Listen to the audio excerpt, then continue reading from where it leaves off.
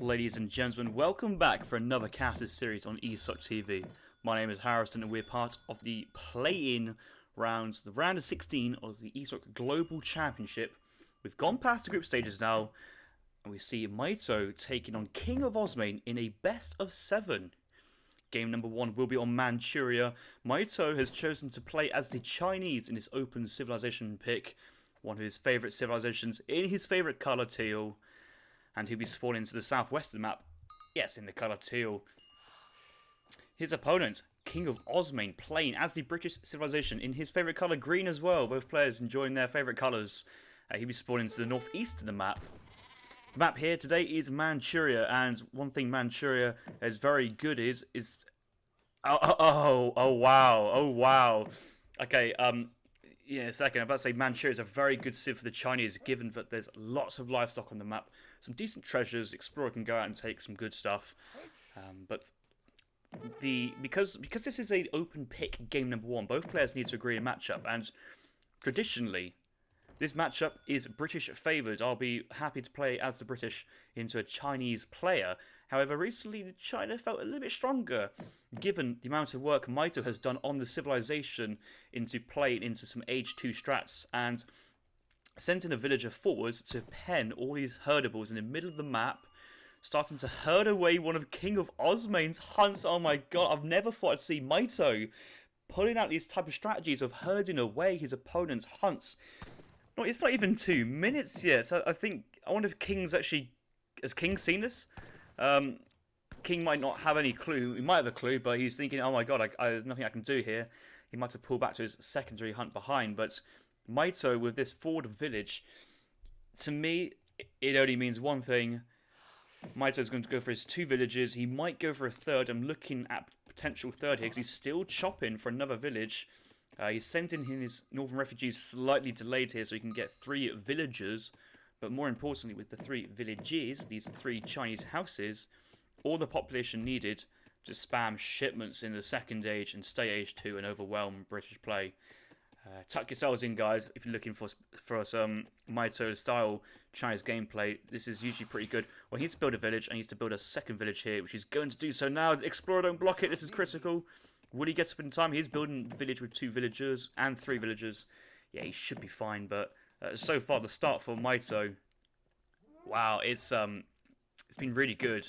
And this, although some may say it's a bit cheeky, this tournament gameplay, a man has got to do what a man's got to do to win. Mitoe getting a 4 villager shipments from that shipments there because of having 3 villages, 1 town centre. Eating a couple of yaks now to get this age up in somewhat queue, letting his TC run idle just momentarily, but he will still age up with 18 villagers, which saves himself having to gather 100 food in the first age as well. I'm expecting Summer Palace, fast age, and oh, the Explorer has seen the villagers, he's not happy. King's seen this and he's thinking, what are you guys doing here? He sees the forward village as well, thinking, if I can take down the village, I can capture this livestock for myself. Yeah, even the goats made its way forward as well. But I think King knows, well, he can't really do too much of a mana boom behind this. China's in his face, wanting to go full aggro. King still sending Virginia Company. I guess if you've got the extra shipment, you might as well, but the smart money on King would be to cancel that and just send 700 wood instantly and then have your extra shipments saved for 6 longbows, maybe 6 musketeers, or maybe 700 coin into a unit shipment. Whatever happens, I'm expecting to see a bit of a mana wall here to protect his town centre, but realistically, this is the point of contention for China. This is the point of contention for China. It would be a point of raiding as well. China wants to put on pressure onto the hunts. That's where the British want to be. If you deny the British player from hunting, you effectively end their chances in the game. Greater Gator in the chat saying, no Sweden, no port, no Spain or Manchuria. Is this Age of Empires 3? Am I correct in seeing this? And yes, it is. This is the old guard playing Age of Empires. And Mitoe with his, I gotta say, revitalized China build and playstyle. These 2 forward villagers are going to throw down a forward barracks at some point. Going to obviously building the Summer Palace at the time being. He's still chopping. Now, will Mitoe try to squeeze in the German consulate in between? I think, well, he's up. He's got enough wood before the Egypt's completed. I think he will. And yeah, the German consulate will come down behind this. German consulates, 20% savings on your food, which is about 50 food saving per batch of Old Han, and probably about 40 for standard. And I think it's a bit higher for the anti-cav army, about 70 food savings. So it's a really strong, economical building in that sense, and you can get some nice dops and some nice trickles from it. But we'll actually move the yak back. King has thrown down a forward outpost here, aged up before Mitoe. Obviously Mitoe going for a slightly slowish age with the 3 villages, but only slightly delayed. Got to see what King's up to though. He's sent 700 wood behind us. Obviously he went Virginia Company, so 700 wood synergizes very, very well for providing resources for the barracks, maybe a second barracks, lots of manor houses and villagers. Might skip a market. He's got the market coming down now for flexibility. I'm sure he has resources for greatcoats. He's got a lot of coin as well. That was gathered from the governor age up. So should be able to get a full batch of musketeers out early, and the hunting dogs may even elect to go steel traps as well. So defensive war academies now come out. First shipment on the floor from Mitoe is the 8 Chukunu. I think he could have gone Step Riders here, first card. Probably pikemen here would not make sense versus the British, knowing that they're likely to get out early batches of infantry to counter this potential aggressive rush here from China. He's actually going to use his first shipment just to pick up more XP, 150 coin. Explorer tanking a bit of damage here, maybe more than it needs to, but can't say no to extra resources. And Mitoe still carrying on with the H2 play, going into Chang Pikeman here. He's left his Summer Palace on the standard army instead of changing over to Old Han. I think that might be APM limitations. I would argue that the Old Han makes more sense on the Summer Palace. Chang Pikeman sent straight to the village, straight underneath to the outpost, and just this gives King very little time to react. And the forward outpost is nice, but on its own it's actually rather vulnerable. 2 longbows being trained, still having 0 military units out on the field from the British player. The walls are coming down. He's sent 700 gold. Is he trying to age up behind this? King is going for essentially a... Well, he wanted to go for a naked FF, but now training 5 longbows. He really needs to buy 200 wood and go into a stable, because he's not going to hold on if this Chinese push continues to materialize and pushes in, especially onto the Huns into the top side. King's pulling back. He realizes, and I think he's going to, isn't he? Maybe he's going to try and hold on for 2 falconets, but he's going to do it. He's committing. The bravery of King is something to not be underestimated. Gotta say though, KINGofOsmane is obviously a strong player.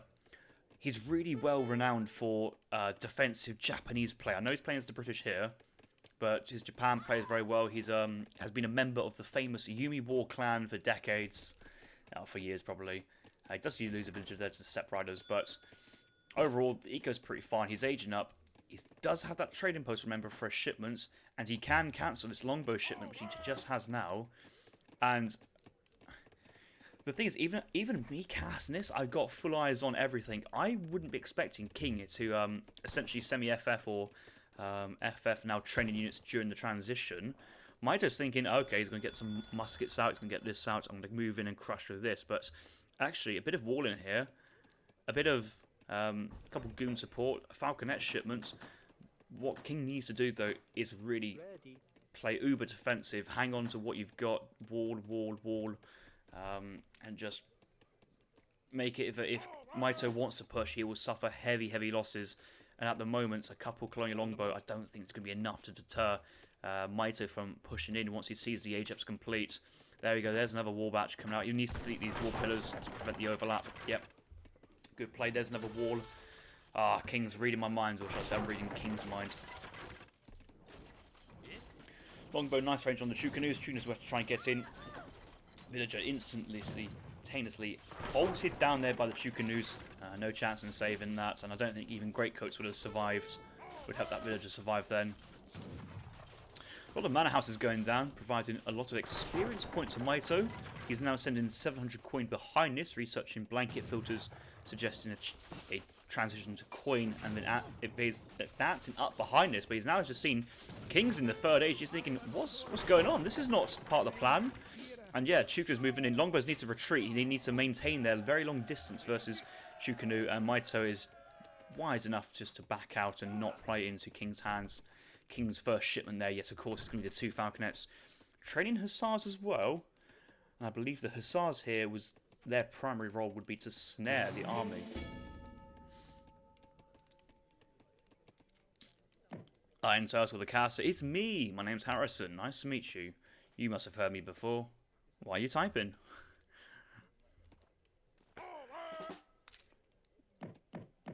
I think the Nightbot command is casters, just in case there's 2 people casting.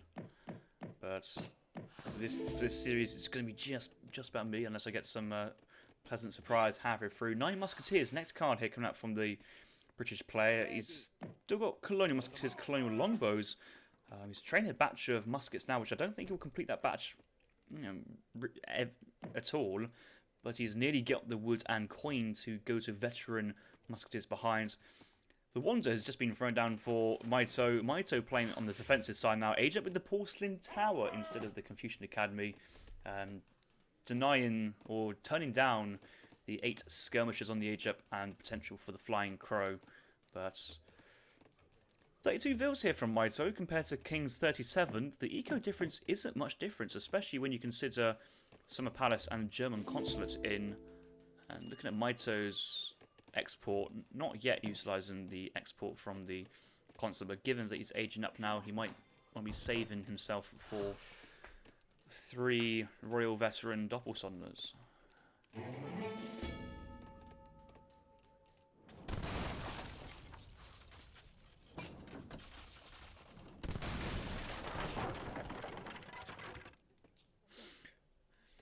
Ford Village being taken down actually is going to hurt Mitoe here. That's 20 population unavailable now for Mitoe. He's building a second war academy, which I suppose when you got this late into the game, China's got the eco to, sustain of just about 2. You can get continuous batches off 1, but you can kind of stagger batches off 2 war academies. But he needs the population pretty fast. I don't see a village coming up. He's not getting units from the age up here, and even if he did, that just houses shipments. And at the moment, Mitoe needs to delete 2 Chukanus or 3 Chukanus if he wants to get anything else in the field. He's researching the village tech because he knows that's the fastest way to increase his population. And on 4 villages, that will give him 20 pop. But he might lose his Ford village soon. The Falconets know what they're looking for, and they're going to siege it down.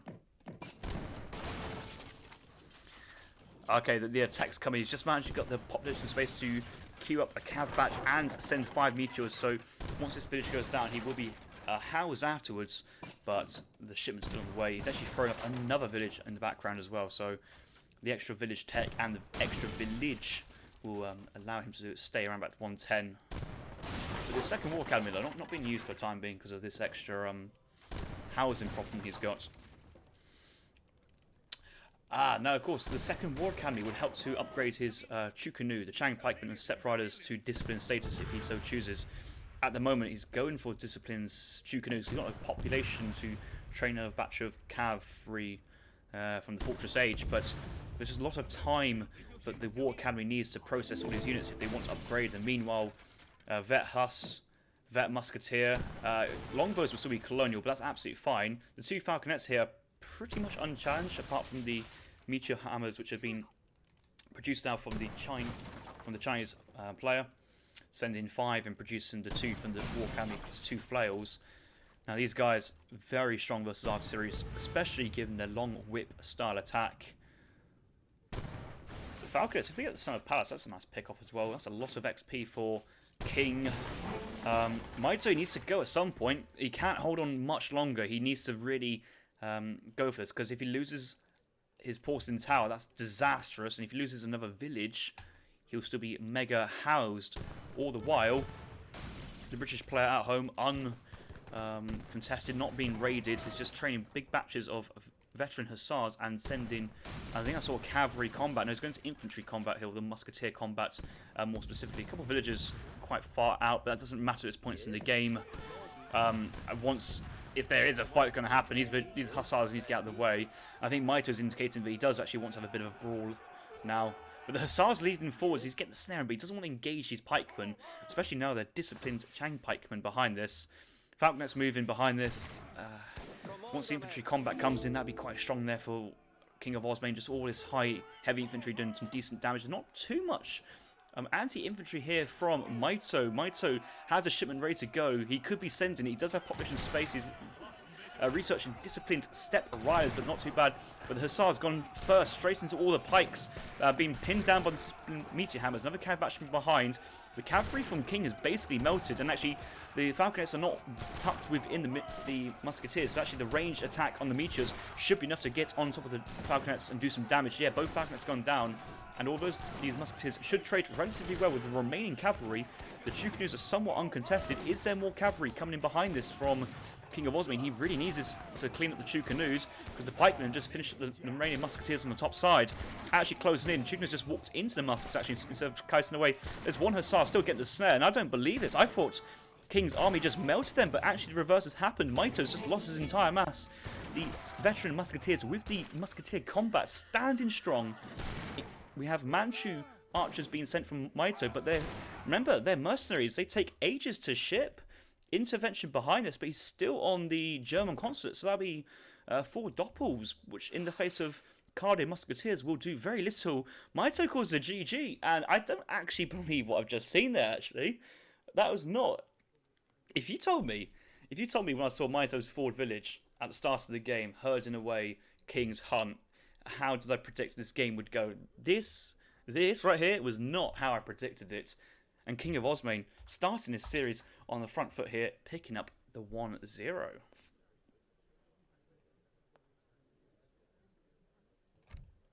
Wow.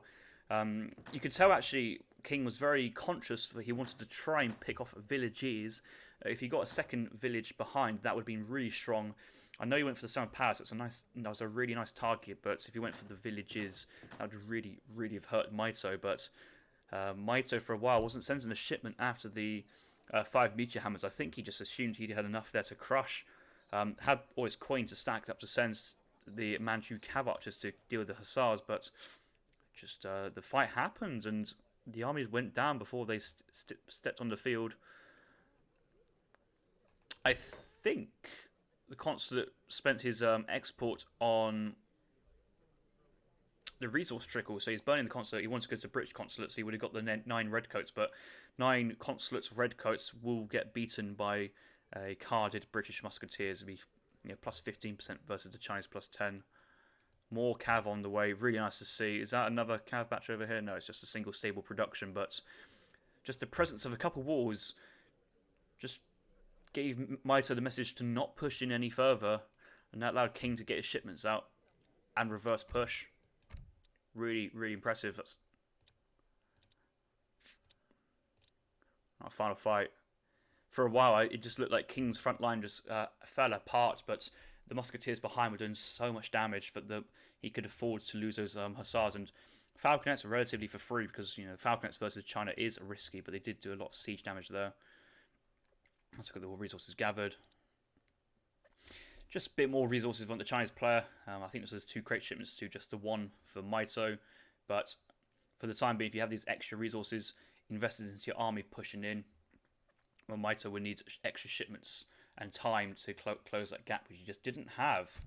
So yeah, really well done. We move into game number 2.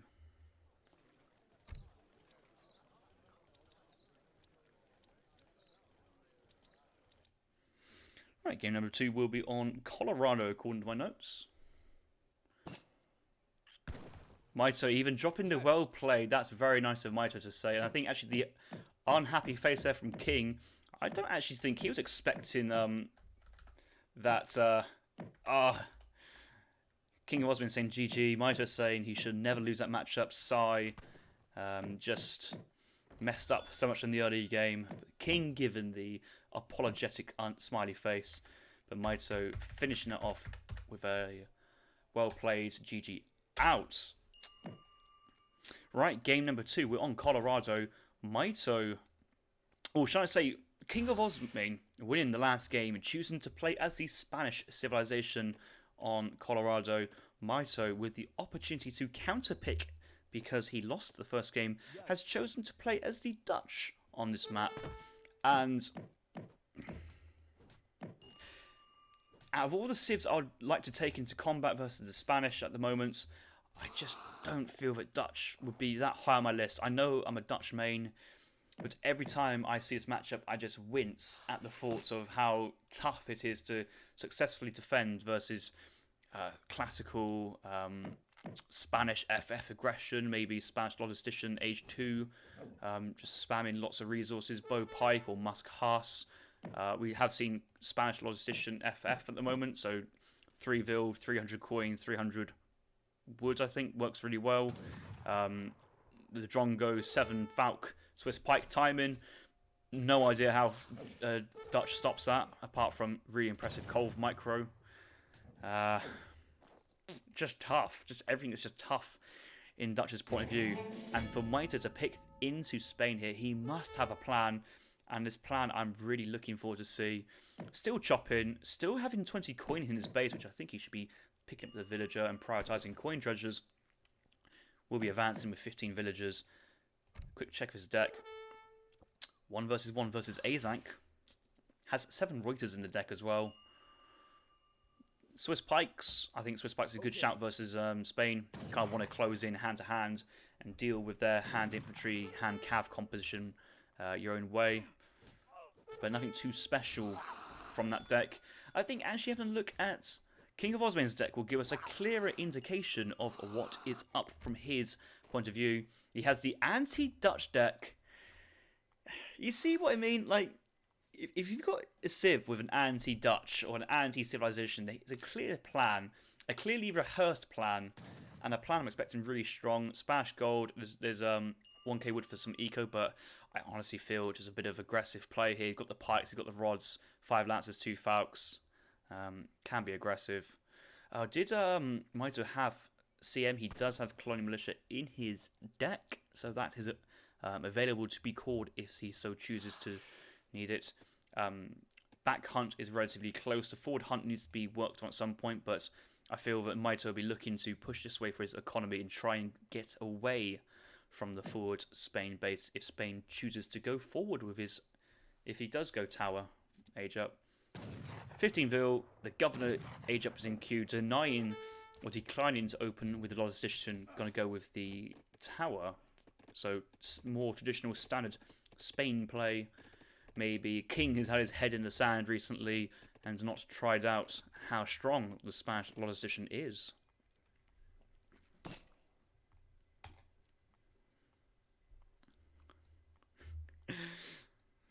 We're just saying Mitoe's also just played China into Brits, so you must assume he has a plan for this matchup. Mitoe's got a brother. Some cool news that is.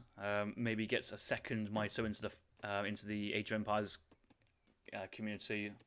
And here's it could be a good time to enter the community with the release of Age of Empires 4 on the near horizon. I'll be looking forward to be playing that game, as well as Age of Empires 3 and Age of Empires 2 and Age of Mythology and Age of Empires 1 for the nostalgia. But it is nostalgia only because it's as a game it is very dated.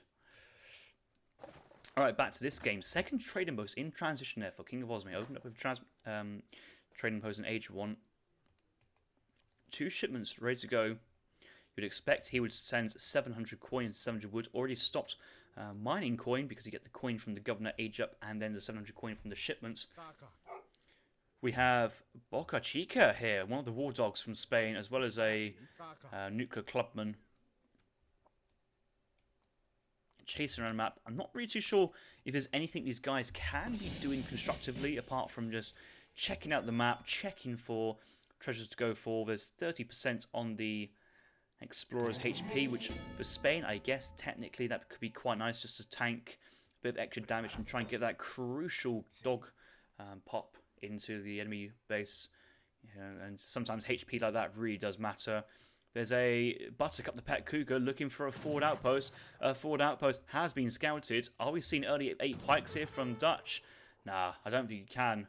And I've tried this a few times. You really need an early barracks to train the skirms to deal with dogs, because pikemen on their own just get picked off by the outpost, get countered by the dogs, and there's no real way to deny this forward outpost. Pikes are being called. Maybe he can back it up with some Minutemen, but yeah, he's getting the racks down. And although I like the barracks and I like this tempo, the pikemen will be on the floor way before the skirmishers come out, and it's just relative idle time there from the pikemen. They just won't be able to do anything. They could try and siege a trading post, but trying to trade one trading post for 8 pikemen is not going to be enough. A bit of siege there from the output from the explorer. You can kind of see Mitoe's intentions, and King should be aware of the possibility of Age 2 counterplay. Does actually scout the barracks here with Nuka Clubman. Skirms being trained instantaneously there for Mitoe to counter the dogs, as previously mentioned. Wants to try and keep his Nuka alive away from the explorer, just because actually a Nuka with lots of HP and, you know, more hand attack than a pike does can be quite useful. So before we crack on, it's just a 2 bank set and another pike. Let's look at King. King's aging up. 700 gold, 700 wood, 7 pikes now instead of actually Rodoleros. Another batch of dogs have just been trained, and yeah, Mitoe's like kind of moving in, moving out, but he can't do anything until the skirms turned out, and the dogs should be going in onto the pikes before the skirms turn up. The outpost actually focused on Explorer for a long time. Not too sure that was the #1 decision to go for. More dogs being trained, and actually because the batch is being trained, he actually might repair on his dogs very, very quickly.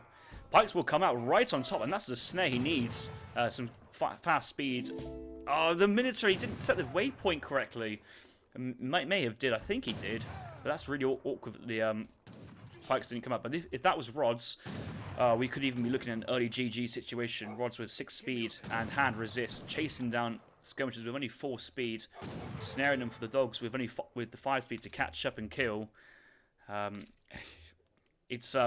I've played the situation many times, and you feel that what Mitoe's doing is a nice idea, but fundamentally it doesn't work. And King is advancing up with the pikemen. Now in this situation, pikemen maybe, if these were crossbows actually, that'd do quite well. Minutemen being called from Mitoe, realizing that the pikemen and dogs are out on the field. The explorer's being picked off, which is really smart actually. So no more dogs, and actually Minutemen will force this infantry army back, and it will probably be enough to take down the outpost. Don't commit to this, King. You now have not got enough. And oh no, the dogs and the pikemen are all going down to the Minutemen. Skirmish is still doing work. I know he's trying to delay his outpost. He's actually sending 7 Rodoleros behind this. I thought you'd been quite happy with Mitoe's relative overcommitment Age 2 there and back out. But losing that as well. Out come the pikemen just before the age up, which is nice. I mean, crossbows would still get killed, but pikemen do no damage versus infantry. And I'm kind of in disbelief actually. That's really not gone well for the Spain player.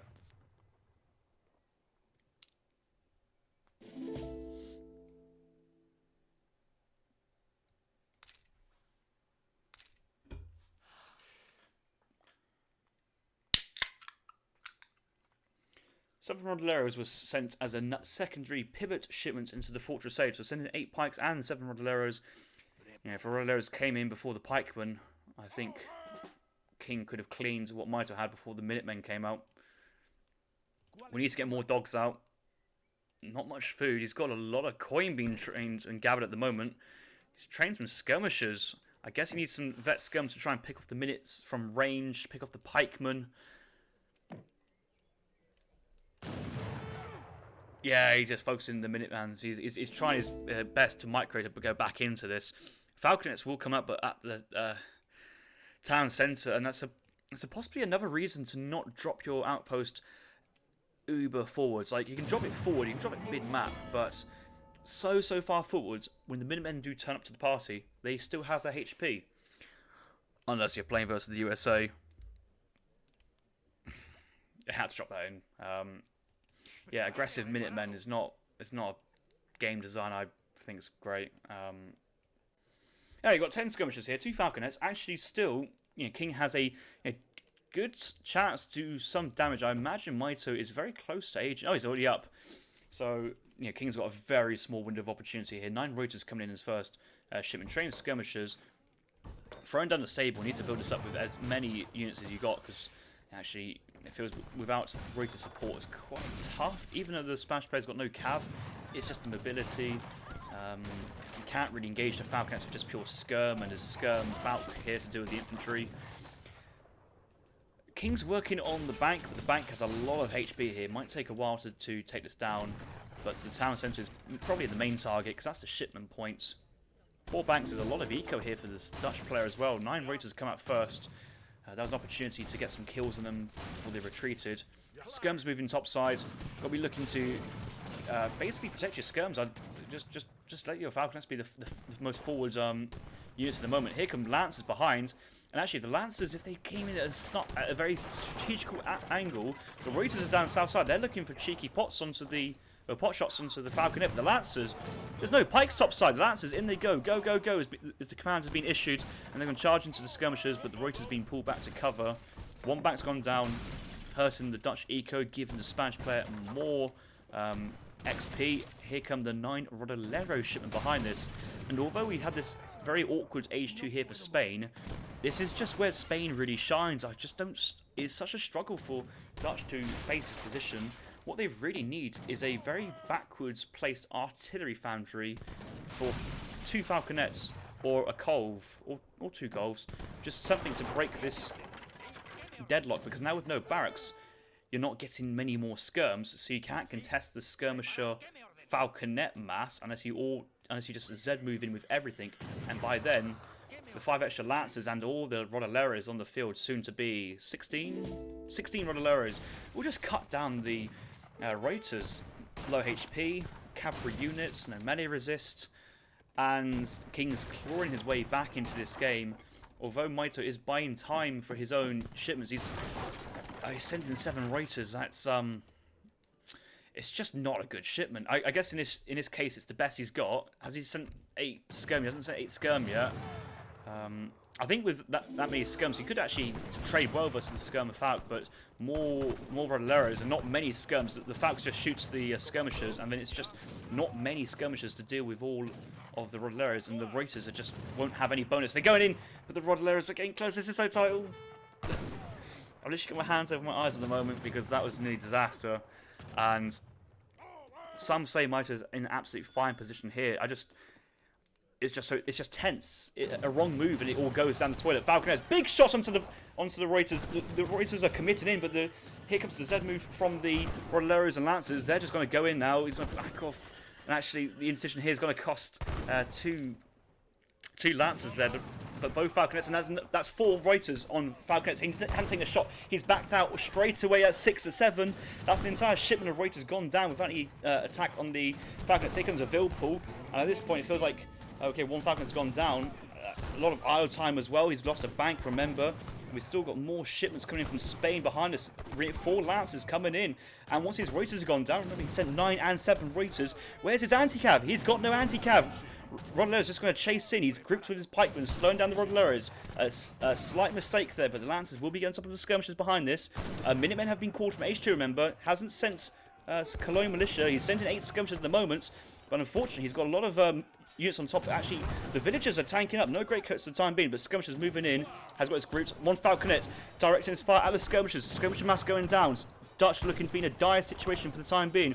1 hero villager will punch down the falconet and pick it off. So fair play to that villager, but lots of villagers in the background still not going around. Skirmishers will pick off the remaining Reuters. 8 skirms from the town centre should be able to hold this situation now with town centre fire, but a lot of villagers have already gone down for this position. Momentum certainly in the Spanish players behind this, and just imagine if Age 2 went more favourably for the Spanish player. Why would you pick Dutch into Spain? I don't know, but the game's still going on. The scores are relatively even, actually. Some will say Mitoe's still technically ahead. Oh my god, this has actually been a really good game. This has really, really been a good game.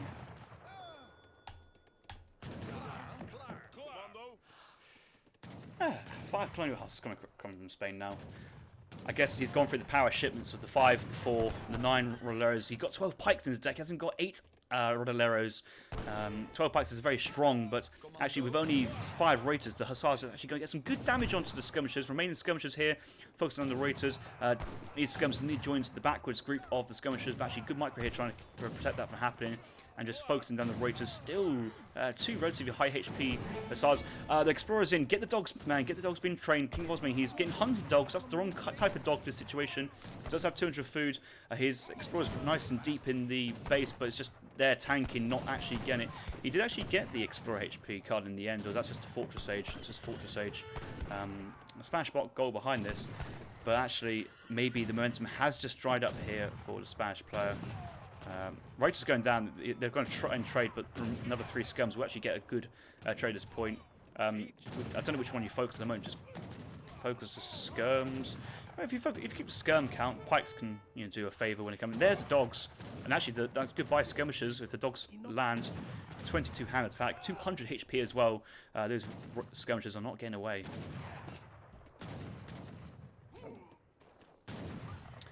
There's the 7 skirmisher shipment and the batch of Reuters, and yes, the Dutch player is held.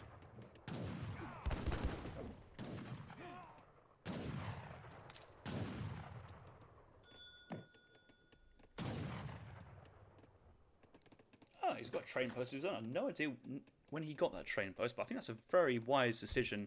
That helped him get all these incredible shipments out, the 9, 7, 8, and 7 units. He's only got 5 husks to stabilise. Does have 12 pikes, which I'm sure he's got time now to send. So I think King's going to go back and try and stabilise on a bit more of an economic play style with the Spanish gold. But unfortunately for him, most of his shipments are very dried out, and that's just for the time being is just a 400 coin shipment. And yeah, just imagine how powerful if 8 pikes with 7 rods, and then the 8 pikes if it was switched, that was then Spanish gold. I know it would have slowed down that push a little bit. But that would be 1, 2, 3, 4, 5, 6. 6 times by about 2.4k coin would be quite a lot. And that's really a lot of skirm lance are being trained behind.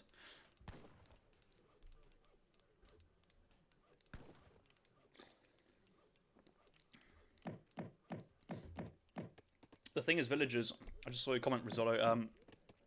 No multipliers in hand combat, they only have a ×2 in range, so each villager only doing 6 damage, and with no blunderbuss support, and no greatcoats as well from Mitoe.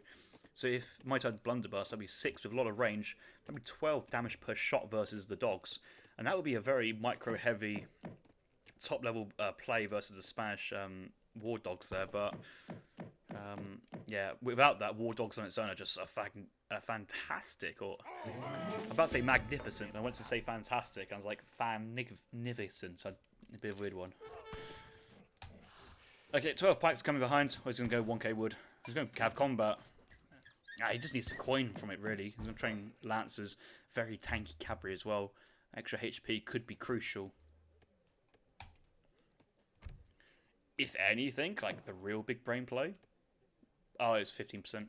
For some reason, I thought it was like a special 20%, but that's the Rodolero is 20% HP, and the coin it provides with the archaic infantry HP there.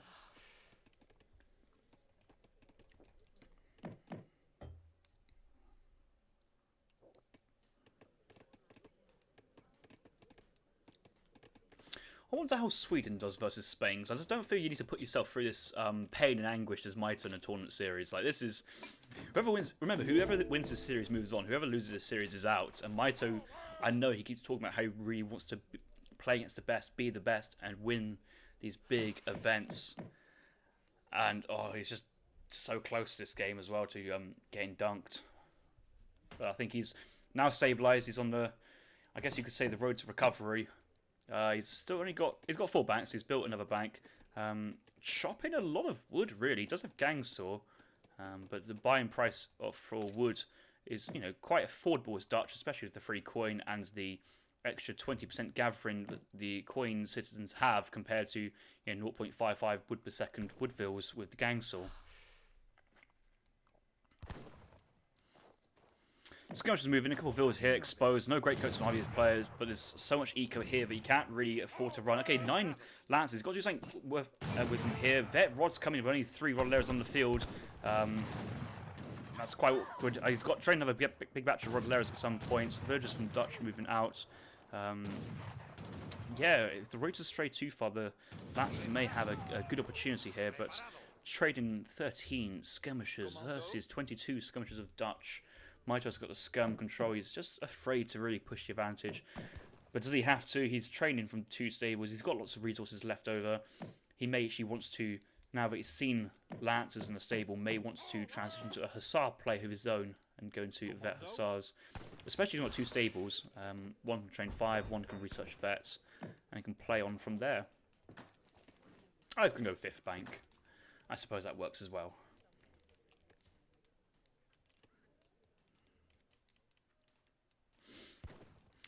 Beyond limit. So obviously this is a tournament game, and when you're in a winning position, you want to make sure your position is still winning by the end of it, instead of potentially losing.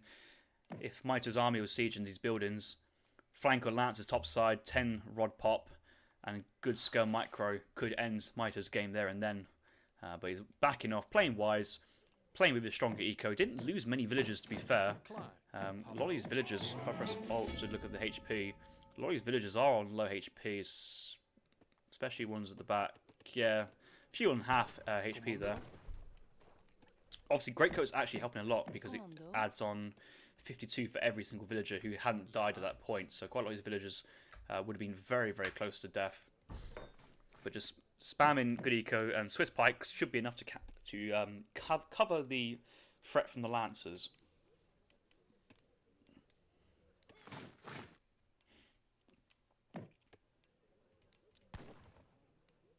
Yeah, so both players same number of vills, but Dutch is on 5 banks as well, so that's about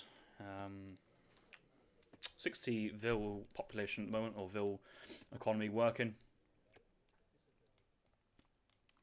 Splash Gold is obviously in for King, but I don't think he's got too much from it just yet. He's just got, yeah, he's just waiting to get another shipment. So then in total, yes, he will eventually get 1,200 coin from it. So yeah, shipping that Splash Gold, it was, it did help in the end.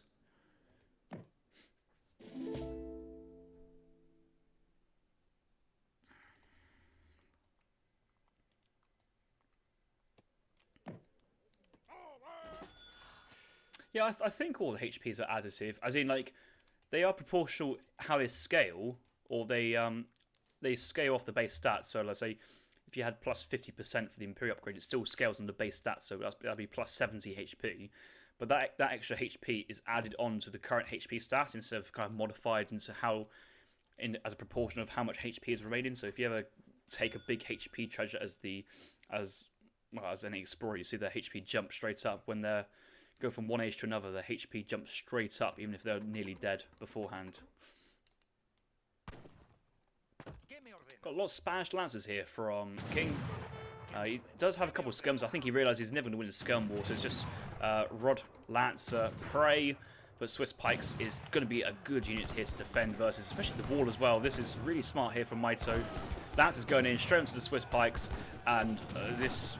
We'll watch this, but I don't feel it's going to be a very good showing here from the Spanish player. The Pikes are prodding down the Lancers very, very quickly, ready to stand and deliver. They don't have to kite. Not many skirms here to put pressure on, and the skirmishers, one of the Rodoleros, trying to break their way through the wall, and that was a very crushing fight in the end. And you'd have to assume the GGs would be called very soon after. King, you should never lose this. I agree. I don't know what Mitoe was thinking picking that matchup, and if 7 Rodoleros came in before 8 Pikes, the game would have been over. It's as black and white as that, I think. Rodoleros with extra 1 speed, more hand attack, more HP, more melee resist. The dogs cutting that through the skirmishers once they're snared. Maybe pulling the outpost back behind some trees for a little bit of extra defensiveness for it, but Mitoe got lucky there. The defense there was he played the defense so well, but he nearly lost his entire Reuter mass for very little. It was so back and forth. One of the closest games I've seen in a very, very long time.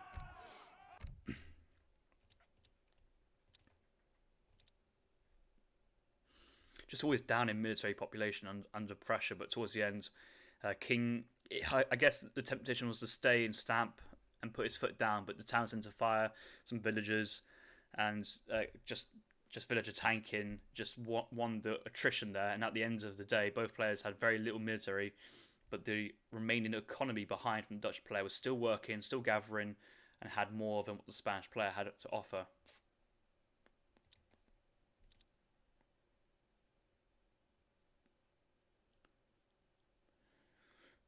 Yeah, low eco game from here from Spain.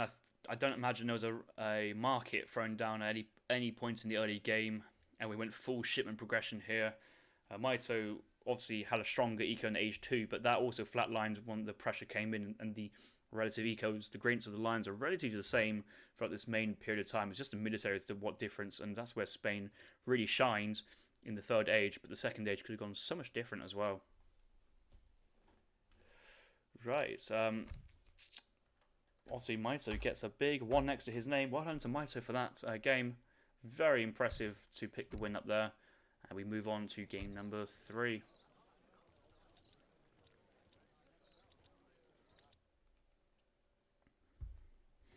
I think I saw Mr. Ryan Mankell in the chat. So nice to see you in the chat as always, dropping by. Mitoe saying same thing I said last game, which I guess it's kind of a counter, like, oh, how did that go so badly? Let's take off view lock, because that was nearly giving me motion sickness. And let's close the chat. Can I close the chat? Hello? No, I don't want to press this. I just want to close the chat. Thank you. Mitoe playing the Portuguese. First time he's playing the Portuguese in this tournament so far. So Mitoe playing Portuguese, spawning to the northeast. The map is Alaska. This is game number 3.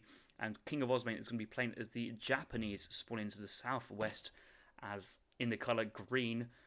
Decided to open up with a Portuguese consulate, one would assume. Cherry Orchard moving forward, scouting around, and 130 XP is the first treasure to be scouted here from King. The Portuguese explorer is nearby, but a couple of divine strikes here should actually help us down. But one grizzly bear is on very high HP, and I feel this is going to be a treasure contention very, very quickly. There's a native scout here, and there's a scout from, there's a Portuguese scout noticed in this position. So divine strike, this could go down at any time. Both players need to be fully aware, and I think both players are stood around the fire pit. It's not the tent you need to look for, it's the fireplace. And I think Mitoe's got that. And yes, Mitoe has picked up the legendary Sasquatch. Tales of this experience are worth 130 experience points. Early schooners. It probably doesn't actually matter that much for Mitoe when he does get his first shipment in. But King will be kicking himself, because that's just going to slow down his opening shipment, which I assume is going to be... Would love to just out. Yeah, I don't really blame him in that situation. The divine strikes weren't working in his favour. And maybe Portuguese picking up the scout. Maybe a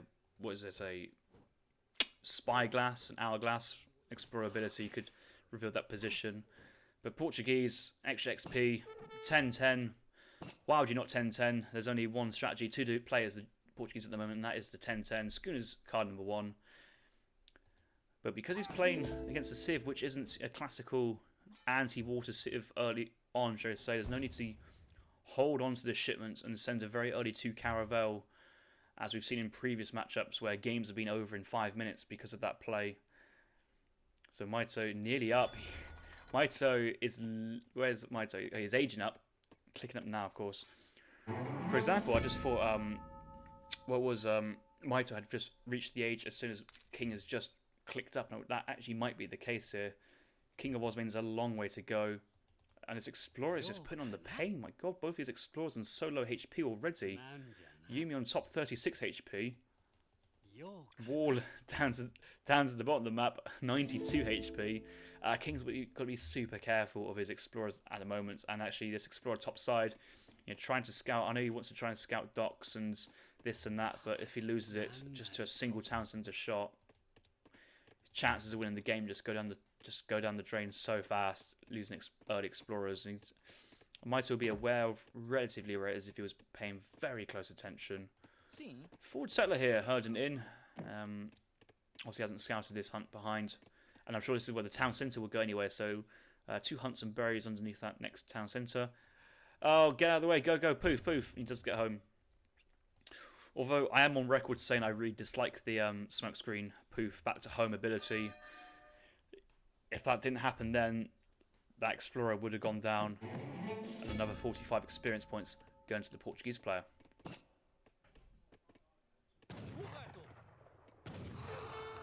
He just used a spyglass. Where's he looking? He's looking for a dock to see if there's a dock. He knows roughly where his coastline ends. So that was a very smart position for the spyglass for Mitoe to try and get some information on what was up. But can Japan really afford a dock in early age? Maybe not. But let's check the Japanese deck first to see whether he had the dock rickshaw. And no, he's he hasn't got the East India Fisherman, or the Eastern Asian Fisherman, but he has the deck name called Water Semi-Hard, which I don't know what he's referring to when he's talking about semi-hard, but maybe he was on a semi-FF and hard water play, or semi-go in the water, and it's going to be a hard matchup for him. I don't know, maybe we'll interview him afterwards. Interesting deck name. We have the dock being built into the cliffs because... as you can. It's just one of the things that you can, unfortunately, do, which is a shame, because I like the whole you can only build on the beaches, and the beaches are roughly symmetrical for both players. No, they're not. I think most of the time they're roughly symmetrical, or they're very clear two ponds each side, but this is yeah, it doesn't matter, because you can build into the wall anyway, as we've just seen. But the thing is, we've got town centre mid map. We've got dock, really not covering much, but has easy access to all the whales. He looks like he's going for the early whale gathering for Mitoe, which I'm not too sure is the most optimum. Oh, he got a second dock behind on fish. Okay, that's absolutely fine. But I still would have preferred to have the town centre dock in this position, on this lip, or on this lip here, to give it a little bit more of a control of the critical fish here. And you still have 2 whales under your control. Let's have a look at Mitoe's deck now for the time being.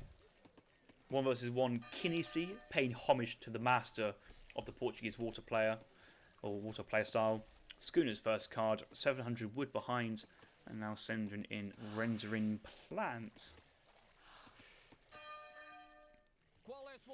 Walling up as well, taking entire map control, and versus a Japan player, you're not actually going to be putting too much aggressive, so yeah, you wouldn't really feel at risk of any clubs or any ashes running around, but there's a possibility. A couple of villagers moving forward, I thought that might be an ashy raid. But what it does ensure is actually very hard for Japan to defend these shrines on the north side, can't get in behind. It's going to force Japan to shrine, the southern side, which is very away from Portugal, absolutely fine. But these are the type of hunts you'd love to shrine as Japan players, just to really annoy your European opponents, especially this hunt here. How do you go off and siege that hunt when all your military would be focused on the northern side of the map?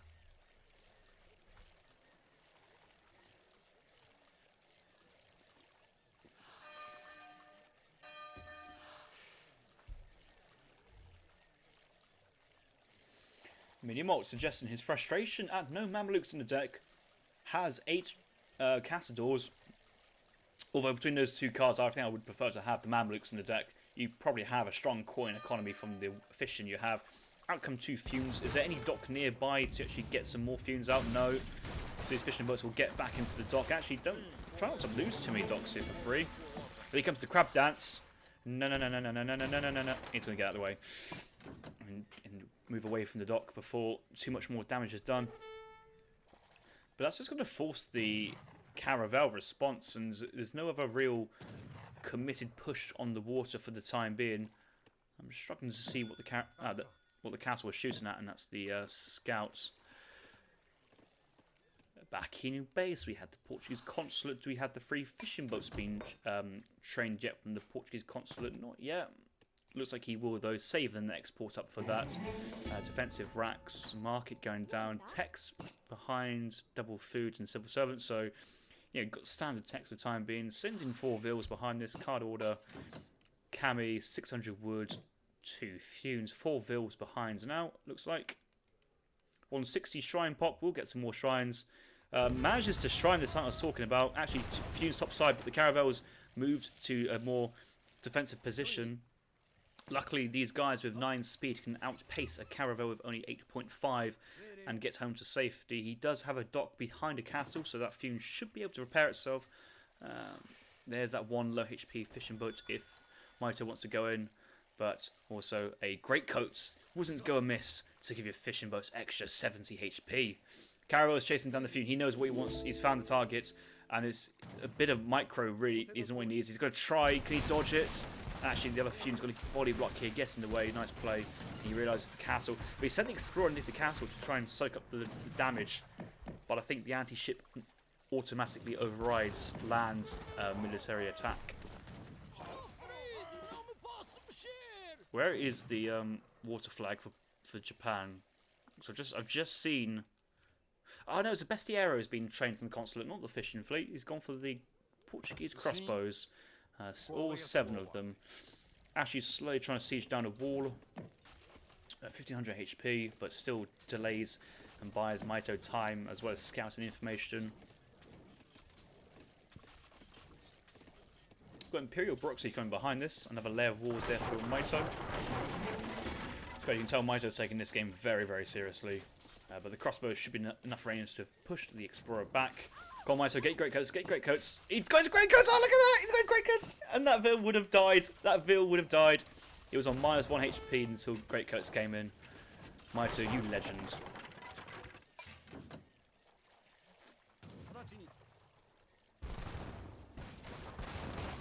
Fume's moving in again, trying to be annoying, but he's now scouted 4 caravels, and as Japan plays, he's got to ask himself, do I commit to water with my double naval combat?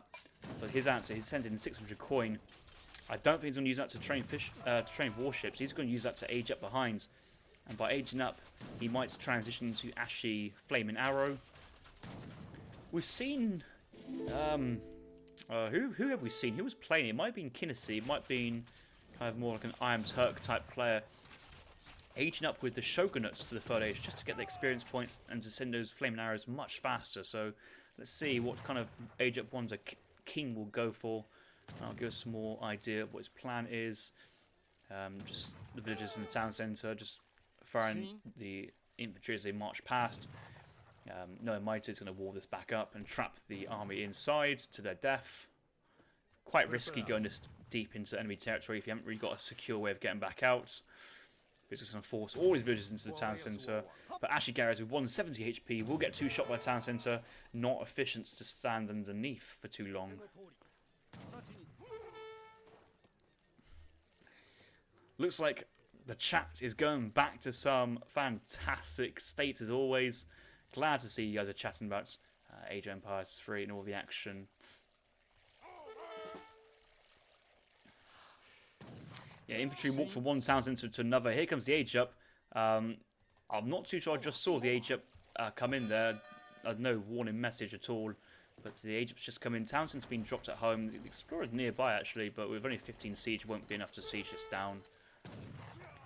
The infantry getting back out. The wall was trying to be thrown down again, but managed to survive. And yes, he's idling quite a lot of villagers, but apart from that, losing quite a lot of his infantry for the time being. I believe there's only 1 Fune still on the water. Yeah, he lost 1 Fune. Whereas Mitoe's got himself 3 caravels on the floor still.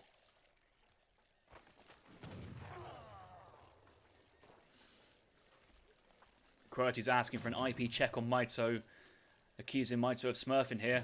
I think Mitoe has enlisted the help of the water players. Maybe this is Breeze Brothers playing for Mitoe. Out come the Castors, and well, it's definitely not Breeze, because Breeze thinks the Castors are just terrible. Need more hand attack. Look at that, only 5 hand attack, very low.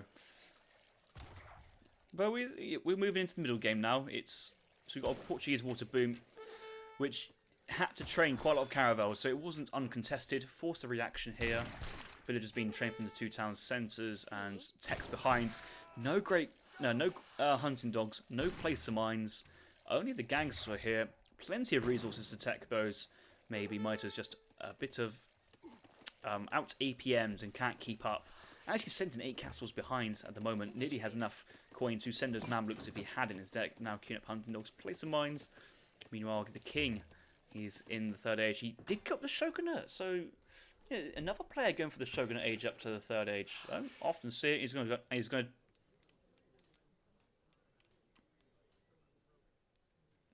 Why would you go Shogunate first before Golden Pavilion if you're just going to go straight FI? I don't get that. I feel like the Golden Pavilion, obviously you get the same type of bonus, like your stats on your pavilion don't change. And you go from like 7 Yumi to about 11 or 12. But the difference from the age 3 Shogunate to the age 4, I think is quite a bit. If I can see the tooltip. Come on, show me the tooltip. Please. I'm literally a noob. I don't know my values. Come on. I just saw a tooltip somewhere. There you go. Age 3 Daimyo Masamune 300 XP. Age 4 Daimyo Masamune 1600 XP, which is a lot, and that's certainly in my counters at that point. Ash is going forward. He's just going to try and buy time. He's sending 2 flaming arrows, but he needs to cancel that because he's about to send himself 4 flaming arrows from the age 4. Don't lose your mass daimyo to the frigates. Long range shot coming in, and just back. I know you need to. I know you want to try and hold the water, but sometimes versus 3 caravels, 1 frigate, you just really have to hold on. Have to move back and lick your wounds. These 2 flaming arrows really going to drop. He could be training flaming arrows from the castle. He hasn't got enough resources. Yes, he does cancel and go for the 4 flaming arrows there. But it will take a bit longer for them to come in. That castle might go down. He's going to build another castle behind it. That's smart. So he really wants to get those honoured flaming arrows in behind at some point. Boys, can you let me know if the sound in this game is a little bit high or low? I think this sounds alright. I think it's not too bad. You can hear a bit of gunshots, but I can turn it down if needs be. Just let me know if that's the case. Because obviously cannonballs going off in every direction is quite loud.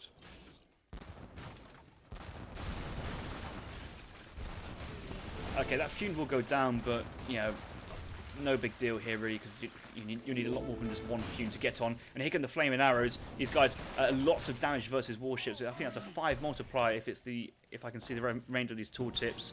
Come on, let me know. I need to know what the remainder of these tooltips are. I can't quite see. That's unfortunate, but they do a lot of damage versus the warships.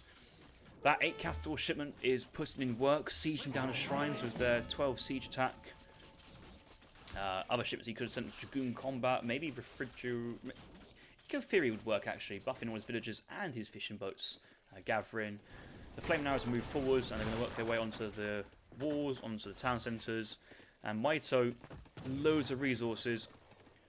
He really needs to jump to the 4th age and get those monitors out. That is his priority, and I think he's got some culverins. He's pushing forward with Cassadors. He's training Minutemen. I don't think he really wants to try and take this for the time being, because he's got a daimyo. King likely to be sending another batch of 4 flaming arrows very soon. Not quite yet, it looks like, because he hasn't got the Shogunate Age 4 XP bonus, which, you know, I think that would have really helped if you went Age 4 Shogunate and Age 3 Golden Pavilion. But that could have been goodbye culverins, because he's already pop out the daimyo in the fire at ready position. A couple of Yabs coming in now. Yabasams to deal with the culverins. Mitoe, he's aging up now. He's looking to age up. So that's good. But Japan's actually pushing in. It's going quite well for him so far. The frigates are not wanting to fight. The caravel's not wanting to fight. Armor plating has been researched. That's an extra 1,000 HP on the frigate. Some very good stuff there. Looking to go for a broadside. I think he's going to shoot and scoot. Move in for 1 broadside and pull back. You can see he's going to go for it. He's rotating. Actually fires. Actually, yeah. I'm tripping on my words there, but the flaming arrows are ready for the frigate, and you see King's got his entire attention right on this. He knows that his economy back home is pretty much just chilling, not going to a wall at the moment. So you just focus on this, and the frigates with less than 700 HP versus honoured flaming arrows. Frigate goes down and sinks into the water.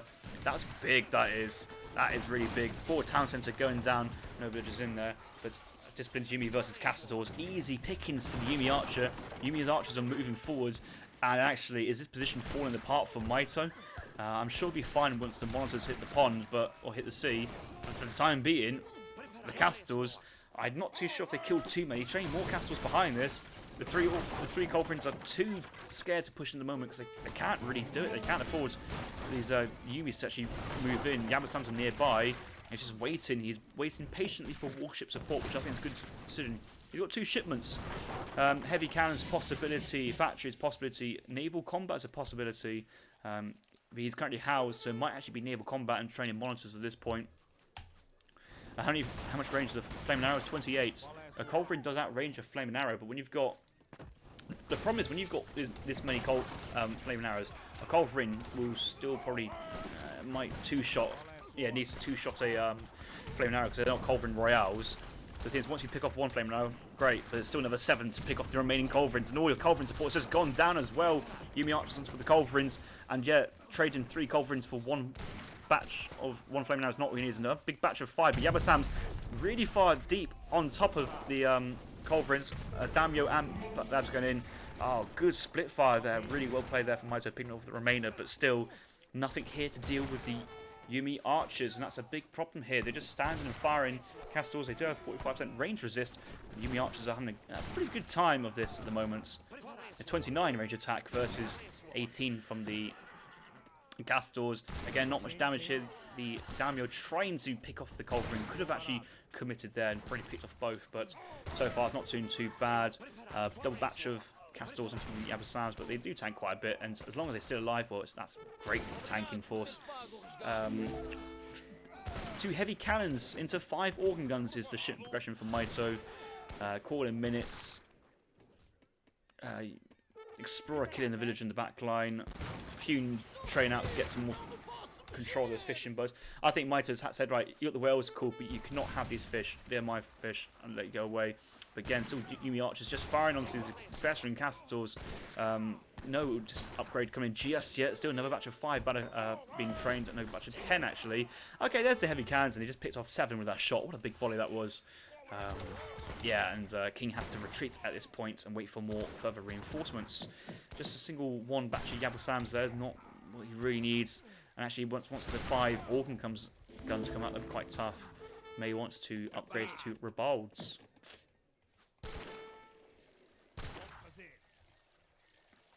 Let's look at King's position. What is his plan moving forward? This is the Ash. Oh no! Oh no! Oh no! He's sending Ashy attack, but he's meaning to send Yumi attack, but he's only got Ashy in his deck. And looking at the deck, I mean, he does have Ashy HP here, but I feel that late game, most players usually tend to Yumi, especially when you got a Yaba-sam upgrade here. So you want to go like Yumi Yaba-sam composition. So I think that's just an honest mistake which he hasn't realised. So if he sees that, maybe he can kind of check on it later. On the dock, there's 1 Foon being taken down by 3 caravels. The caravels finally want to push back. No sign of a frigate just yet. If Mitoe wants to take this layman to the next level, but sending 2 factories back to back, that's probably from the Mercantilism. Only a couple of flaming arrows here to help try and work through this artillery, but it won't be enough. Blank fire in there from the culverin, I think. The bolts getting some shots off. Actually, decent range on the revolts, 26. But they're much lower than that, but still getting outranged by the Honoured flaming arrows. But yeah, we need more Honoured flaming arrows. We do have Honoured Yumi now, so that's all fine with the ranged attack from the Golden Pavilion. There's some more culverins, and actually these guys can just slowly creep onto the north coast and just dunk on these fishing boats out of the blue.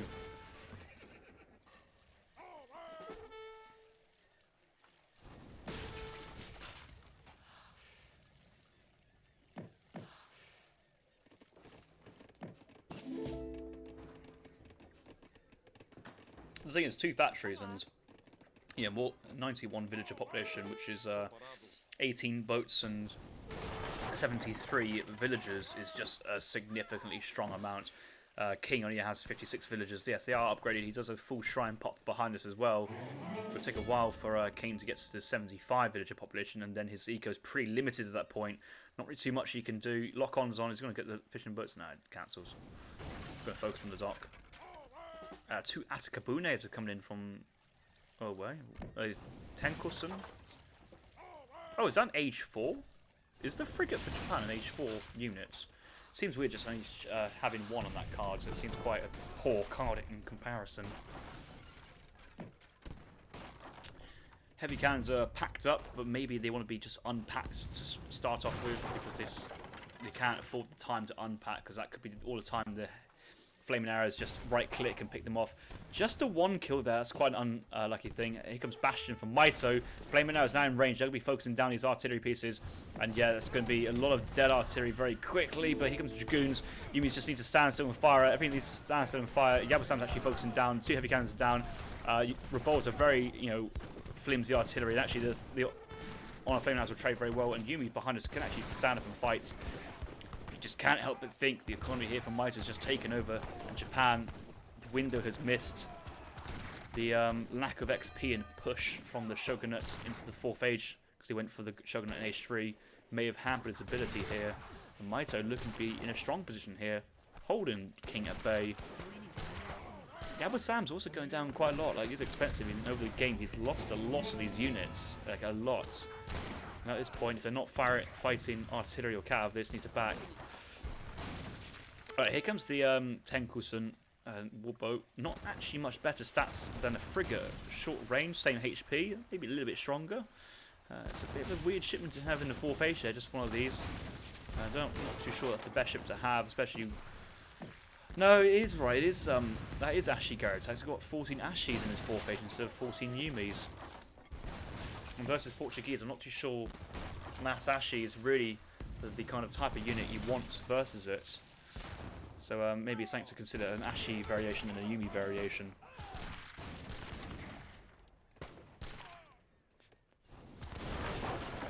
The thing is, if Mitoe just sent advanced warship and made a monitor, this game could have been cleaned up a long time ago, but he's still training the Castadors, believing in the best skirmisher in the game. Golverin's staying back, not picking off the Honor Flaming. Obviously there's lots of APM going on. Out come the frigate now, but actually with the naval combat cards and training tunes, King is making a return on the water. Mitoe just declining to clean the water up himself. But here comes a big batch of veteran Hussars. No cav Karas, no cav combat versus Honor's Yumis. Yumis in en masse here might actually do quite well, especially with some artillery support. And I think I saw Hussars go down before Yumis go down there. And that's a lot of food to go down very quickly. There actually a couple of clubmen just cleaning up here. I think do about 60, no, 75 hand attack versus cavalry in the 4th age. Oh, there's just so many castles going down. What on earth is this? The scores have just closed up so much. Like, Mitoe's just lost his grip on the water, and he's taking a really poor trade on the land. Here comes some more Hussars. Okay, more 10 units. There's no actual club, so he will pick off these Honor's Flamings quite well, but he needs Guard Hussar. He needs Guard Hussar Cav Karas. He's now training a frigate artificial fertilizer. That's a batch of 3 Hussars there. Moving forward. The Explorer's nearly low HP as well. Another batch of Yabusamas behind. Nice and safe from the Castador, doing some good damage on the veteran Hussars. But back on land, out come a warship with armor plated. No naval combat. He's going into refrigeration for the time being. But I suppose at the moment he's got no fish. He's got no fish. He's got whales, but he's got no fish. So he needs to tech into that. He has sent Eco Fury behind us already. And actually, there's some good engagements here from the Hussars. Felt so close. I felt like King had a really good push there. There's a couple of clubmans would have been very useful. Two thingies, flaming arrows waiting to be deployed. Bit of a yo-yo this one. This caravel is this castle is putting a lot of work. Maybe another castle in its 4th position really kind of cement its position, helping on the land and helping on the water. But yeah, the flaming arrows honoured, moving forward. Just going to get a nice volley off here. And Mitoe, we need to react. He can take one more volley, but actually the castle might, finish this off. This flaming arrows will do a lot. He's only got 300. If he doesn't pull back, that's a frigate going down. Flaming arrows are reloaded. That's a dead frigate. Another frigate has gone down. Yumi Archer Mass starting to regrow behind this.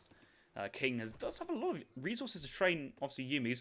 But he's been focused on both Yumis and Funes. This Explorer's probably killed 5 ills by now. It's been super annoying.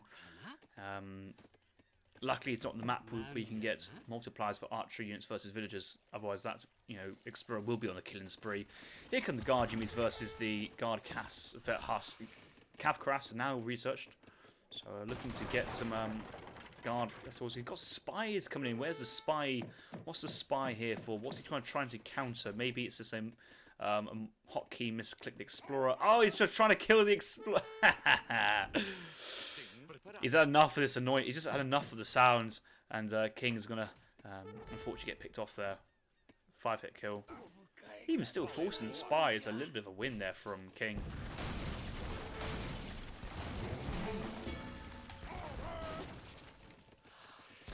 These numbers are the amount of villagers or units gathering. This is the estimated amount of resources income per minute. So look, we're looking about 4.5k worth of resources there for the Portuguese. KINGofOsmane, a little bit less resources, but so far he's trading these resources in terms of military combat much better. Yabosam's taking down the Hussar line, and it's just a lot of Yumis versus Castadors. Castadors are trying to focus on the Yabosam line behind. These guys now have the in-year rush, I think the card is. That's is that range and... No, it's multiply versus artillery and damage 20%, so strictly better than Yabosam attack cards. So that extra multiplier. That shrine is still standing. That's really impressive how it's been there for so long. King did really well to kind of contest the water, but this is his time to push because there's no frigate on the water there for Mitoe. He has the time to really go for it. But here comes a big batch of Hussars. Nagy support is really needed here, or club supports from the consulate. Club's been trained. A big batch of 14 Ashies being shipped, but these will be disciplined at best, I think. Yabosams are working their best to try and kite away from the guard Hussars. Now that these Hussars are guard, actually, that's going to be quite tough. Yabosam's still in disciplined tech. I believe he's still only like 600 wood coin to upgrade.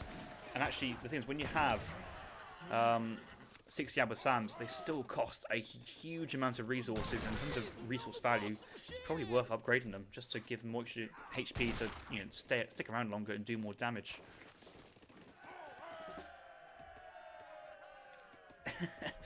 Someone's even put the slow mode on the chat just to kind of to stem the support of all you guys finding this game super exciting, I'm sure. Emiarch moving forward. It's so back and forth. So back and forth, and it's been, I think King's done a really good job here to stay in it and keep putting the pressure on. Mitoe, I'm not sure he's the most used to, kind of defensive turtle water play, but I think he's starting to find, his opportunities, his ways out. He's going to get a big batch of the SARS, but he's on meals and berries. He hasn't got that much food actually coming in behind. The factory's on coin, his fishing boat's on coin. He hasn't got the food to get a big, strong batch, and Yumi Archer's going to stand still and just take down a lot of his villagers. And actually, there's a lot of Ashes here. The Yabosam's still standing. These could get back. 5 guard Hussars from the forward saber will get put off very, very quickly before the reinforcements join from behind. But there's no indication from Mitoe actually wanting to push out in the moment. Hussars going for the raid, but actually, as Yabosam says, clubs, there's everything here to pick these guys off. Come on, these guys can go back and protect the archers. There's enough defending forces at home. Mid-map rally point there from Mitoe to try and get them out of the action, but they will go down for no response. Many villagers going down. The tables are turning. A frigate has come back out and engaging with a few to try and kind of, trade and kind of pin Mitoe down. And if anything, it's forcing Mitoe saying, right, you need to keep training frigates, not monitors in the moment, because otherwise you will lose water superiority. And in the meantime, it's just giving the king the cover just to go full Yumi behind this. Is he going to try and go into guard Ashi as well, just giving that cover from the Hussars? That would be wise. His disciplines Yabosam mass is starting to grow. Okay, forward wars here from Mitoe. Mitoe's now starting to realise he needs more map control to expand. You're going to walk behind this. King's going to reply with his own wall. Could walk into the map, but hasn't actually scouted it fully there. But yeah, he's actually... I think there's a couple of flaming arrows. Siege the gate. There's 2 factories here. I know that Mitoe wants to try and push and raid on the southern flank, but he's got to be careful here. Lots of wood here in the bank here for King. Getting a big batch of Yumis out. He's training a few of these woodcutters onto the cherries and obviously food. He's now getting his rice paddies really teched behind this. There's actually a few berries out on the map he's still gathering from, which is actually really nice. He's gathered from most of the berries. Some mid-map berries here if he wants. Yabosams are running to do with the raid behind this. I guess that works, but you've got to be careful leaving yourself at top exposed. But yeah, only a couple of SARs here won't be enough. Ashes nearby to defend if the worst does come to the worst. Batch of guard castles behind to try and tank, but there's some disciplined Ashes here. Now with obviously Flintlock, Ashy attack. So they're not just average AoE3 units. They do pack a punch behind this. Okay, there's the big cavalry, and that's where the Yabasams are trying to catch the raid, but Mitoe's did a U-turn, protecting his Hussars. Those Yabasams on the wrong side of the map, but the Yumis will kite back.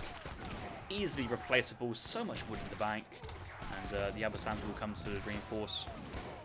Good exchange there from Mitoe. He's bought himself another bit of time. Looking at the south side though, there's a lot of Yumi archers and a lot of villagers actually.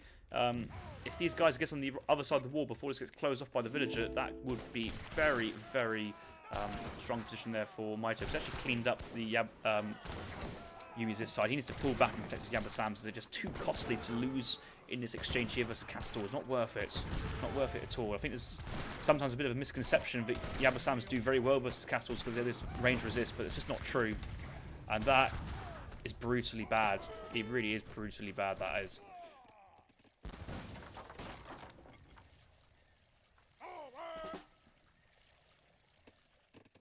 You guys in the chat asking for Nagys to be made. I think Nagys would be a good call, but he hasn't got Nagy HP. He's got India Rush as well, so he's got to protect the Yabasams a little bit. The thing is, if Yabasams just stayed alive, it would be fine. That's the thing. He needs to keep the Yabasams alive. Okay, on Ashes, we'll pick up another Caravel. Tekusun with his naval combat. No armor plating or other warships to support. Just feels so just not enough versus the frigate in this position. Yumi's somehow beat back most of those Hussars, but the war's gone up. The villagers are forwards and they're hunting. Okay, this is actually quite annoying. Raids of just 2 Yumis is just enough to be annoying at this moment. Dragoon combat now in for Portugal. Finally, Hussars carded. And yeah, these guys are strong units now.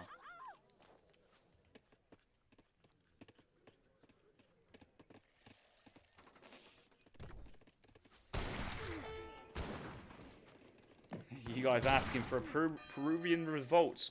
Mitoe floating 6k coin at the moment because he just hasn't got enough way to get all his food he needs. Thinking about going for a raid down to the south, sees all his Yumi archers come in and knows he needs all of the plus he gets. A big batch of 5 Organs or 5 heavy horse guns would be very strong at the moment. Any Yabasams coming? Yes, there's Yabasams coming from King. Needs to keep his protectors in. Got 5 anti-cav here. Yumi's in the walls, in the trees, doing very well. Camouflage activated. Can't see those guys in the green. A couple of Yumis will get killed, but actually pathing from here will be pretty tough. Yab's very far back, with long range though. Keep these away from the Castors. Do yourself the favour and stay in the fight. He's pulling them back. What a good man. But yeah, the tree's starting to run out from the Portuguese play. Top side's somewhat been abandoned, moving left, right side, but in this exchange, you just have to feel that the Yumi archers will do a little bit better in the situation. And the thing is, I just don't think Mitoe's got the food income to sustain this. Well, to be fair, King's also really low on the food. He does have basically full villagers, but he's still got villagers on the coin. Yeah, just the late game Japan eco is just not able to do anything. He hasn't got refrigeration, which is a quite important card, you could argue, for late game Japan versus like a Portuguese water. You'd assume maybe late game cards would be on your agenda today, but yeah, the game pushes on. Culverin's just chipping in with some siege damage, might get a couple kills. No artillery or flaming arrows here. Nagy switch, colonial Nagys though, unfortunately, but if they still touch Castors, they would get some kills at least, which is quite nice to see. And actually going to just put Mitoe in a bit of doubt, thinking, do I need to go more Huss? Do I need to go more Dragoons? Do I need to do this or that? And Nagys just block some guard Huss, just buy a little time. Is actually quite useful. Here's some more Yabasams, 6 Yabasams behind. Club's not in the fight. Yumi's just trying to run back to the tree line. Forward walling could be quite nice for if you could squeeze it in the APM. Here comes some 7 club from behind, but the Yabasams do some alright damage, quite respectable. The Castles are focusing the Yabasams one at a time behind us as well. He keeps needing to pull them back. The Yabasams are so much more important than the Yumi at the moment, because these guys are really hard to replace with his limited coin income. which is less than 600 res per minute. Saloon any good? No, not in this situation. Neither player wants to make Saloon units at this point. Hussars gets onto Flaming Arrows. These are way too expensive to lose for that. That's unfortunate. Obviously, at this point, the Shogunate bonus of cheaper units is kicking in, and saving the Japan player a lot of resources and acting as a pseudo-economic wonder. And this is a fight, actually. This is a Japan-orientated fight. Just stand and fight this. This is absolutely fine, because you've got so many Yumis. 47 on Yumi archers here. There's 44 Castadors. I mean, I think there might be some Castors elsewhere just chilling. Oh, there's 15 Castors. It's only just the 30. And I thought that Castor must have looked a little bit smaller. But yeah, it looks like King is no eco card. I agree. That's so no Yumi attack as well. It's just so tough. So tough. That was so close. Honestly, I think King should have been up 3-0 at the moment, but Mitoe is currently up 2-1. Slightly edging ahead. Really shaky gameplay of Portuguese Water. This might give Mitoe's opponents the next round, if he does get to the next round, confidence to take on a Portuguese mirror. KINGofOsmane, though, he's still got Spanish to come back later on. He's still got Japan, his main squeeze, to haul him out in another situation if he needs to.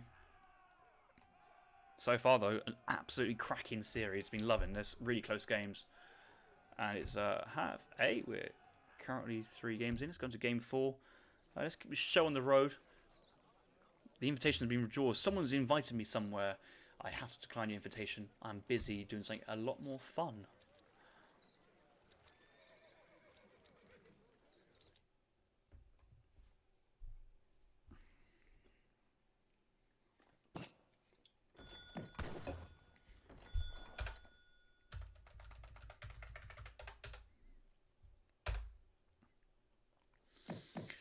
Right, game number 4. We're on Kamchatka. Mitoe playing as the Chinese civilization. Mitoe won the last game, so he had to pick his civilization first. Choosing to play as the main squeeze. China for him, moving forward, picking up some goats. China, decent map on this map. TP support, livestock in the middle of the map, moderate resources, quite long rush distance as well. So could go H2, could go H3, fast play. Options available for China. King, his opponent, playing as the Swedish spawn to the north of the map, open up with a trading post here.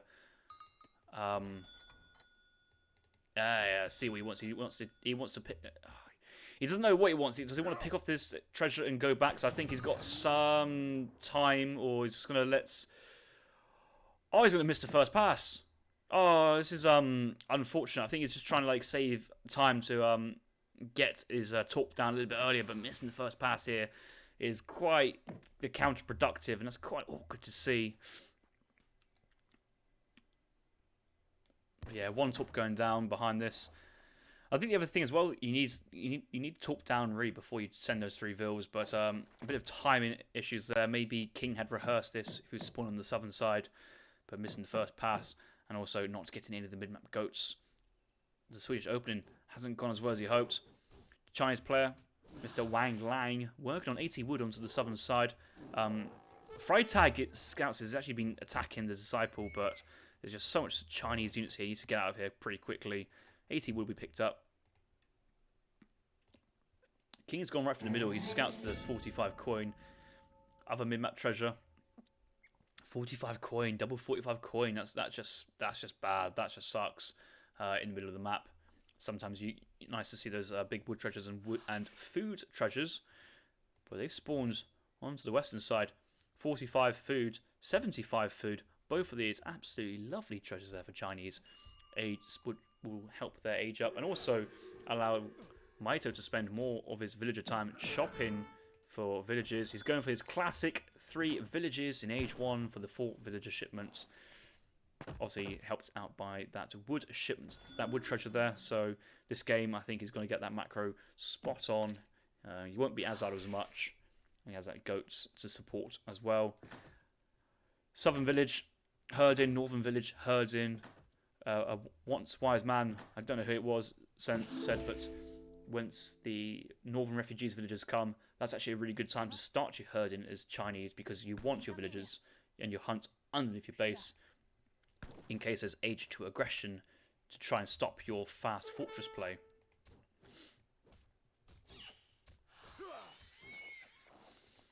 I guess for Mitoe, treasures are treasures. Any treasure would do. So he's going to clean all his treasures up. But you know, if he's scouted both his coins, which he has scouted, he's going with a purpose to take these 2 coin treasures. May indicate some fortress age playstyle. And versus Sweden, an early fortress play could be, you know, just massing skirm. Maybe the Manchu, probably not. Just lots of skirm. Confucian Academy into 10 skirmishes. British Redcoats as well for skirm musk. But H2 China do pretty well versus Sweden in that sense. Old Han, Carolines not liking to see the Chukanus. Step Riders, high siege, high mobility, can raid the villagers, raid the torps. The pikemen can raid the torps and, you know, siege those down. So there's temptation to stay H2 here. This is a matchup I lost versus Noel. Obviously, a very clueless Swedish player I am. Never played Swedes in a competitive game. But Chinese felt a very natural counter-civ for the Swedish in that sense. I mean, I say counter-civ in quotation marks, like, no civ truly counters the Swedes. It's the Swedes! It's the Swedes! God bless the Swedes. Yeah, I think a more experienced player should do well. And I think King has had his fair share of playing the Swedish. Explorer moving north, does see where this field is. Eyes on one top villager. Macaques nearby. Another villager moving south. Wanting to try and get onto this silver mine first. Torp this up and then drag its way back. Use the Zuta classic. You know, torp your enemy's mines and work your way back along the edges. Which is, you know, taken from his shrine. The enemy hunts and draw back on the sides, is his favourite saying. Just to 4 villagers from Mitoe on the Summer Power, so standard age up time. Still training, still got his 5 villagers hunting to get the villager production during transition while focusing all his route on villagers on wood. Here comes the German consulate again. I'm sure we'll see a German war academy, and this consulate does indicate, and would chop in, a age 2 focus agenda. Whilst he wouldn't stay age 2 for an infinite amount of time. He will be looking to pivot on the 700 coin, but not before he sends. Where's his 7 steps? And why's he got 600 coin here? I guess 7 steps versus Swede is can very easily get killed by Minutemen Caroline at a click of a finger. But that's kind of what you need to kill the villagers and torps. Macaque, Disciple, and Explorer. Yeah, the village has to run.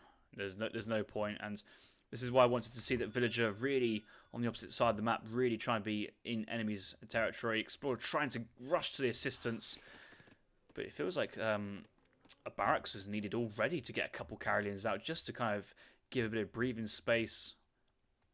4 tops over here, 4 tops over here. If pikemen come out, well, that's a very easy place for them to go, and from one mine to another. The village has already gone quite far home, but actually has been really scared. Another villager has gone out, actually sneaking its place. Sneaky.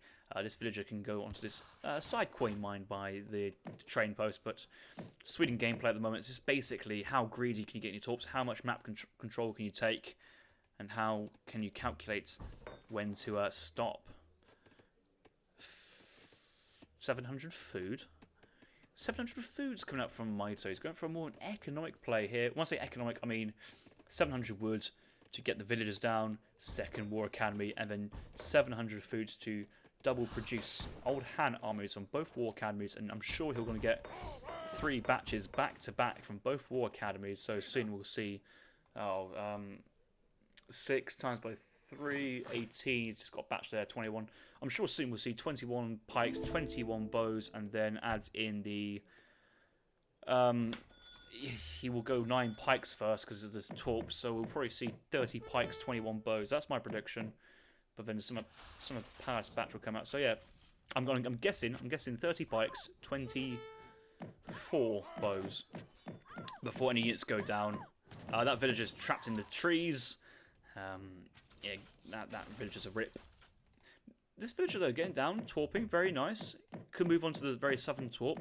I'm sure if Mitoe was playing his amazingly most impeccable A game, there'll be one pikeman just patrolling on these coin mines, just ensuring nothing goes up, so you can get that juicy 120 siege versus foundations.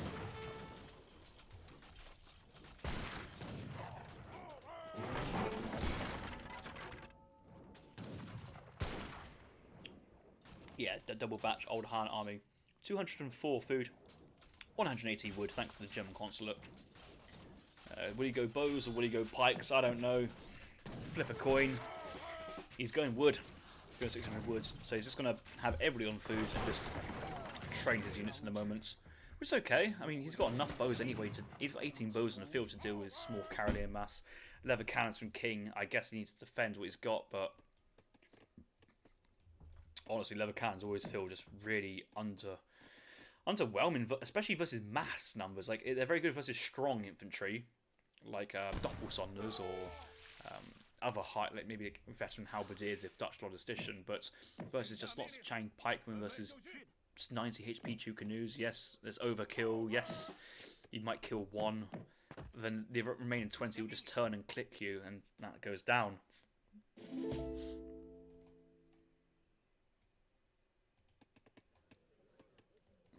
So 24 Chu canoes and 20 pikes. I was a little bit wrong there because he went for the 600 wood shipment at this point instead of the 9 Chang pikemen. So my prediction was nearly correct, but I've got it wrong. So guys, I must disappoint you at the end of the stream. I have failed you, and I will see you in the afterlife after I decide to no longer play Age of Empires after calling that play wrong.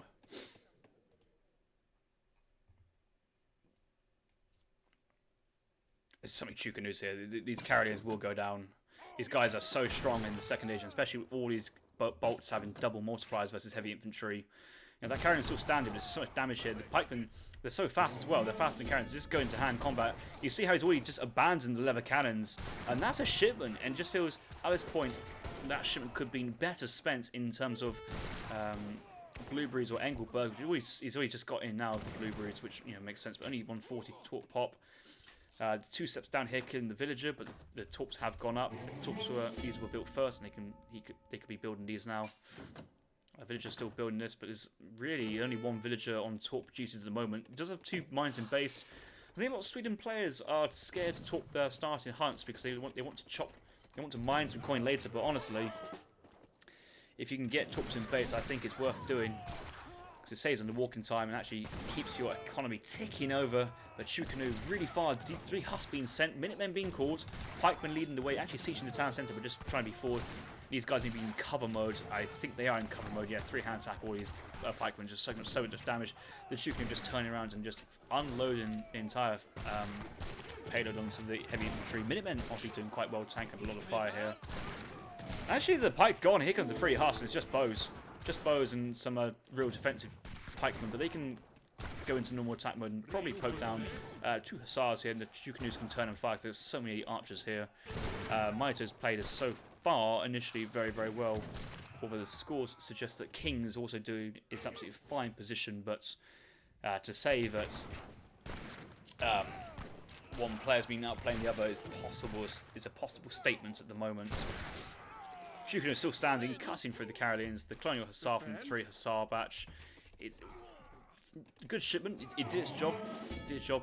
Really needed to be backed up there by a stable, which is now being thrown down actually. So could have gone for the 5 Huss batch. 2 cows. There's 600 food here. Needs to be eaten and invested into the army. No point waiting for this to be fully fastened at 500 because I don't think there'll be a town centre remaining to gather those cows from at some point. Goat again. There's 3 goats on the map from somewhere from Sweden, from age 1, but they're not quite, not being gathered. Yes. The 2 goats behind the town centre and things like this just ick me a little bit actually. Just resources ready to be used, fund and invest. That could have been a 10 batch of Caroleans there, which with the Carolean HP could really help. Some villagers moving out, gone to some hunting, and talks back up. Just a couple of steps from the Summer Palace onto these Engelbergs, but there could be another villager torping down here, but obviously no wood. The fight's happening, and the Caroleans are just focusing down the pikemen as much as they can. But the Chukanos still get some great trades. Remember, Mitoe sent 600 wood to get more batches from the double war academies, and now he sent himself the Chukanu shipment. So just a big reinforcing batch of 9 plus 3 Chukanus from the batch, and it's just, you look at this thinking, where do you get all these crossbows from? And it's just the card order, the eco from Mitoe, and Sweden has well and been outplayed in H2 here. He's only down 10. He's only down 1k in score, so there is ways going back. His eco's looking pretty strong. 10 vills in town centre doing a lot of ranged damage. He's still got some blueberries he could gather. Mines in base and Torp. The cow's now been eaten by one villager away from the Torp. But the Carolean mass has been decimated. Colonial Hussars with no upgrades will get picked apart by the Chukanu. CM now being called from the town centre. And Colonial Militia could be in that card instead of the team heavy, the 3 Hussars would have more effect. Would save the talks around this mine, keep the villagers gathering. But I suppose Mitoe would just turn his attention to the rest of the map, which at the moment there's no way Sweden can really contest because of the veracity that the Chukanus provide in the Second Age.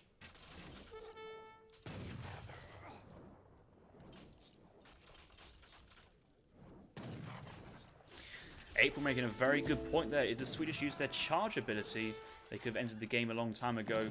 Also, having your Explorer grouped with your Caroleans is pretty dangerous because charged Caroleans will be slowed down by the Explorer in that group as well, so that's not ideal. And also, remember when the 2 leather cannons basically got picked off for free, not really getting a shot off. Those infantry could have just ran at that point. Big batch of Minutemen being called from King's Town Centre. The Chukanu are just going to get out of here. Just sack a couple pikemen into snare. Just get your bows out. It's not worth taking this on. Run, run, run. And he's doing so. A Hussar batch nearly out to snare, but not quite on the time in there. Could have waited a little bit. Not exactly timing critical on the HP on the town centre. Here come the Hussars. Minutemen down to lower than 100 HP. More batches coming in. I'm curious why Mitoe has his Summer Palace on standard army all this time. That's something I ask him about, because I'd rather him send, let's say, 700 coin and him just train lots of his standard army batches, but have that Summer Palace working on the most efficient unit batch there is from the Summer Palace, and that is the old Han army batch. But the game has ended. The GGs have been called, maybe because it's after the German consulate is actually probably the most efficient. That could be some advanced level numbers. I want to check in with Mitoe on that one, but the GG has been called. Mitoe is 3-1 up. Match point. King can't do it with the Swedes. From almost 3-0, now down to 3-1 down. He needs to find all his strength now to win the next 3 games back to back. Come on, King, I believe in you. Do it for the Europeans. Let's look at the buildings in total. Blah blah blah blah blah blah. You just really. You assume one building goes up, goes down. A couple more tops get up on the next wood shipment. It's quite nice, but eventually the map control just goes away from the Swedish player and gets taken down. Mitoe with his triple village start in H1, double war academy consulate, another village market, another village. Yeah, Mitoe has got.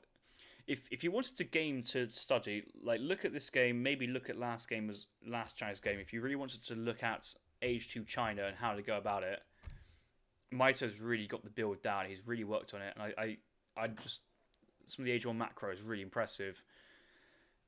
But it's also the strength you get from the Chukanu and Pike shipment, as well as training from the War Academy. You always get a quite respectable mass, and I don't think there's any Civ who can really just ignore it. So it's a nice. I think it's a nice, safe. It's a well-rounded strategy. It's pretty much applies to most matches and matchups, and can kind of get your foot on the board. And most importantly, it saves you being right-clicked by, let's say, civs like Brit, France, Colonial timing pushes if you're trying to do a straight FF and you're not on the board with it. So yeah, if you're looking for a build order which you might get some more wins with China. Yeah, this is good. This is some really good stuff from Mitoe.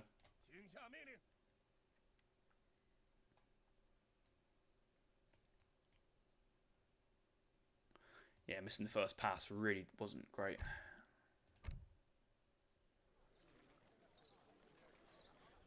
Could someone ban EGC TV saying Torps, Mamluks and Survey lifeguards need me buffed right now? Oh, don't get me started on Survey lifeguard. I'm doing an official stream. I shouldn't get into that. Don't get me started on that. We're on to the fifth game. The fifth game, according to my notes, should be Pampas Sierra. So let's go.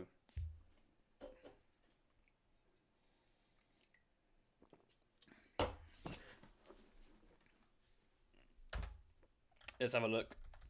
Of course, you play age 2. Only way to lose, it's insane. So stupid. I knew exactly how it's going to go like that. Falling out of age 2 nonsense, and I die to it all the time. Out. Yeah, I mean, the thing is, it's the Mitoe build. Mitoe does it every game, does it every matchup. I haven't seen Mitoe do a straight FF since maybe December. I'm just randomly quoting that, but it's what Mitoe does all the time. The thing is, it's easy to scout. So I know we're on this game, but just thinking back to last game, I'll let the game run. But if we're thinking back to last game, what are you looking for? You're looking for the German consulate in transition. You're looking for wood choppers in transition. You're only looking for 5 villagers on food. You're looking for no coin gatherers in transition. So it's scoutable. And the thing is, from Swedish point of view, I don't really know how you stop it, because you can't go full boom, because you'll run into lots and lots of bowmen, lots of pikemen.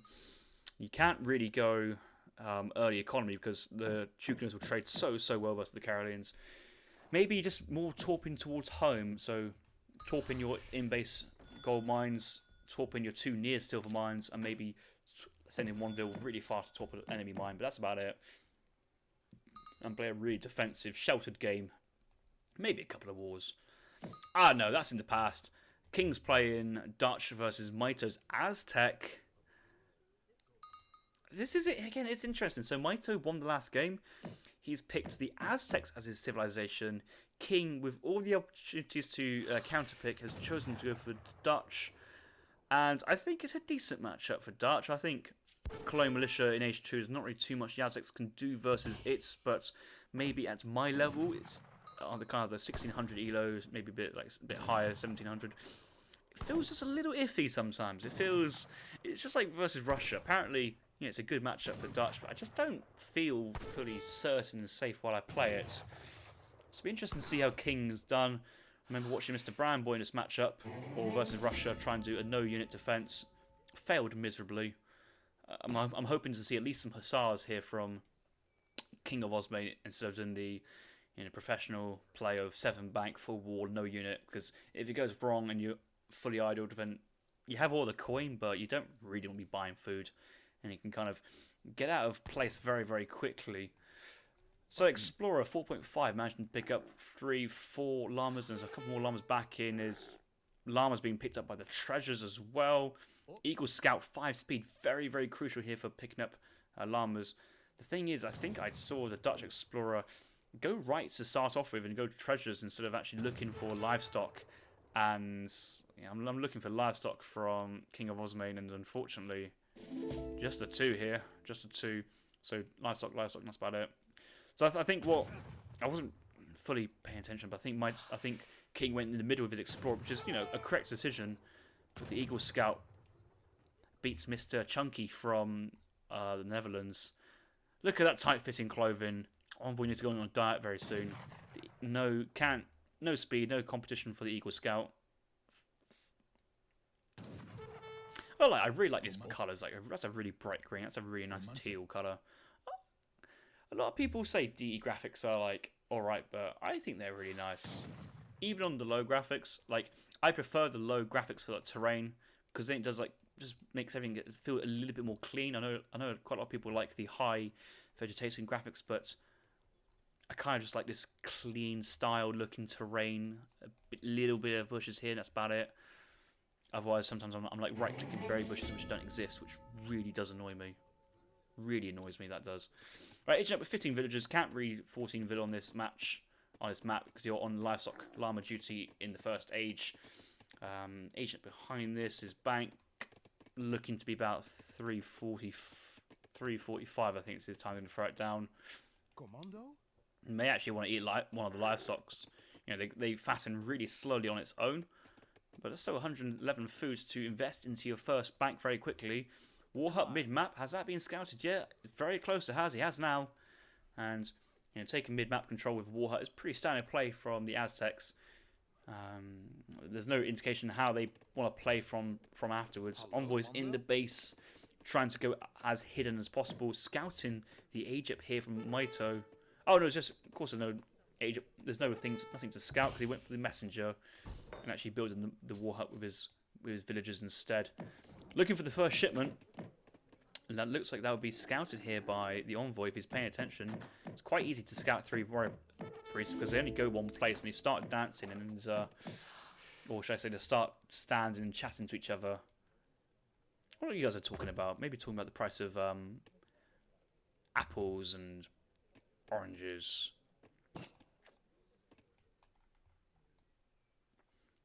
105 food treasure over here, picked up by the Aztec Explorer, I believe. 30 core, it's somewhere. Doesn't matter. Yeah, it doesn't matter. 3 warrior priests into 700 wood is all you need to know here from the Aztecs. Does get 3 coyote runners out, 155 HP. I think that's critical for surviving. No, they still don't die to 2 town center shots, which is quite big, but they do survive Hussar combat a little bit better. That going down, was that a missed shot? What was that shooting at? That should go down. Oh, it's in cover mode. Oh, of course, coyotes can cover mode. Unlimited micro there. Does lose 1 coyote, but does get the other 2 out for basically full HP, and more importantly, idling the Dutch player for a little bit longer. The second bank's come down in pretty decent time by KINGofOsmane. He's got another shipment to send. He's doing the classic 700 bank wagon. Oh no, don't do that.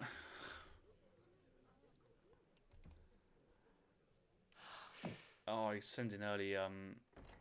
He's sending early steel traps, but he's got his exploring. He's got his envoy the base. So you can see the words. I must admit, at my level, I wouldn't be joining all these dots up all the time. I'd be like, oh, words. That means he's making lots and lots of units, spending lots and lots, and all this. But CM is card 2. You just don't need it. Like these coyotes, if you got 10 villagers in the town centre, they get 2 shots. If you got greatcoats, you don't lose your villagers. Is he getting his greatcoats? I hope he is. Quite important one. But your bank comes out. More eco, provides experience, maybe for your maybe for the CM. But yeah, coyotes raiding, they're not actually that scary. Just need to get. But now all these will go down definitely to 2 shots, even with cover mode shenanigans. But the thing is, Mitoe will see this and go, "Wow, I've just forced CM, and I've only made a couple of units. Fine by me." He's going to back off, play as much eco as he can, and try and balance, and maybe come in with large H2 timing. He's dropping down a second war hut, so again, not spending those shipments resources straight away, just reinvest into them over the long game. Extra production, sending 5 vills behind this. Coyote's just raiding.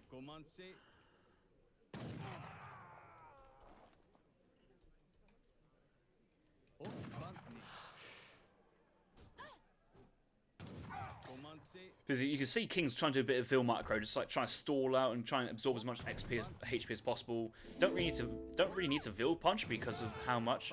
Oh, actually, some stealth cover mode Coyotes tanking a lot more damage there, so going down 3 shots instead of 2.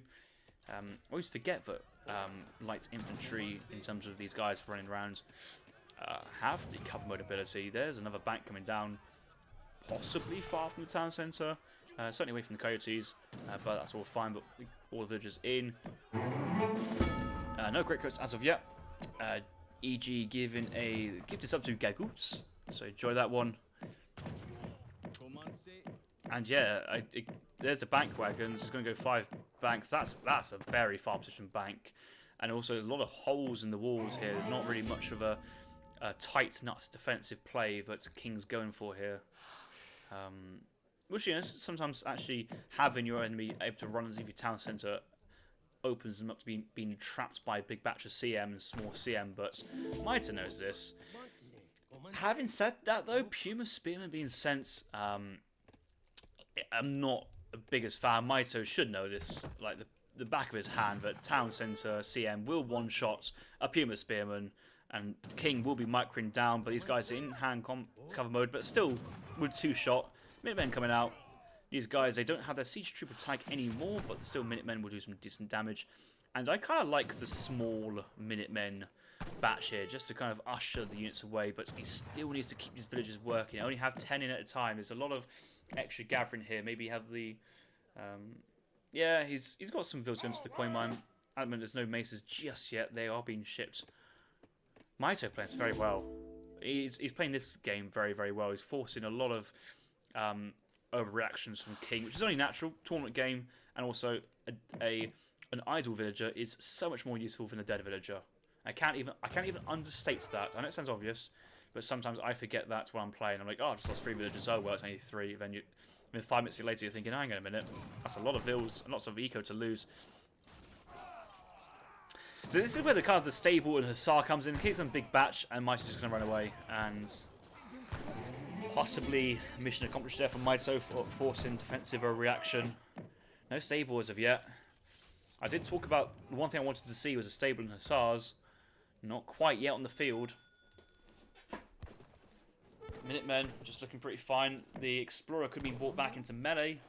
Couldn't really melee the Coyotes because they still run away because they're so fast. The Mace Sultans and Pumas just getting out reach of the town centre.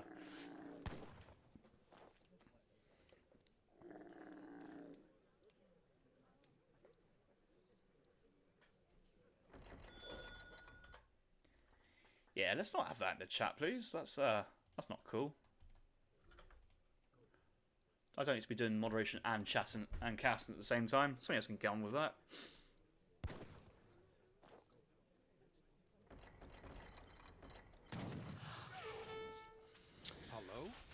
Does have Underdogs now has great coats, so these villagers are less likely to get picked off as they run around. Minutemen still in 14 of them, so actually you should be able to pick off a Coyote.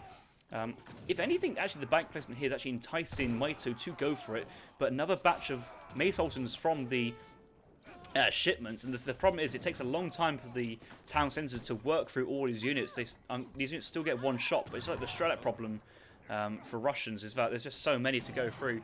So many villagers going down here. Is that just a misclick? Maybe military only click, just couldn't get them in. Maybe just realising that a path. That's just a lot to go down there. 15 villagers in the town centre. Aging up now with only one shipment to kind of get him out of the hole. And his best shipment he really hasn't got the Harquebusiers. 5 Hussars is really what he can go for. And that's an H2 unit. No stable, no upgrade. Finally getting the stable down on the top right, but with this coin income and lack of food, you have to be thinking of producing Reuters at this point. You haven't got anything else to produce to try and pick off the Coyotes. He's sending 9 Reuters. I feel that sending 5 Huss is what you need at this point, but remember, he's burnt through both batches of Minutemen. The pikemen are still working the bank, actually trying his best to mark this down, but I think it's outside the town centre line just about, and that's why it's so far. You know, the pikemen will be your first unit to kill. Bank's gone down 840 XP. Oh, 840 XP for the Aztecs. That's the only shipment he's got there. That's another shipment back off afterwards. That's quite nice. And here comes the 8 and Mace Sultans. And yeah, this is what I was feeling a bit twitchy when I saw this matchup. I just wouldn't feel comfortable putting my tournament line on the Dutch versus Aztec. It's you need to have some right ideas, need to have some right micro, and the no units defense here. Well, he does have 14, but here come the Maces behind. He just needs to town centre the Maces actually, and that's what he's doing. He's been working the Maces away, and only a small amount of Maces. He's microing with all his life actually. You know what? He might actually be fine. Might actually be fine. It's gonna be close. He does have a market. He's been buying resources to buy another wood. He's got some village topside hunting. Another batch of Reuters, 16 Reuters. Town centre with 2k HP. Coyote runs not that much siege. Quite a few of these guys in defensive stance. Coyote combat does come in as well, so extra HP. The range resistance is still 10% though. And this is a pure anti-cav here, and Mitoe kind of needs to skedaddle out at this point. Has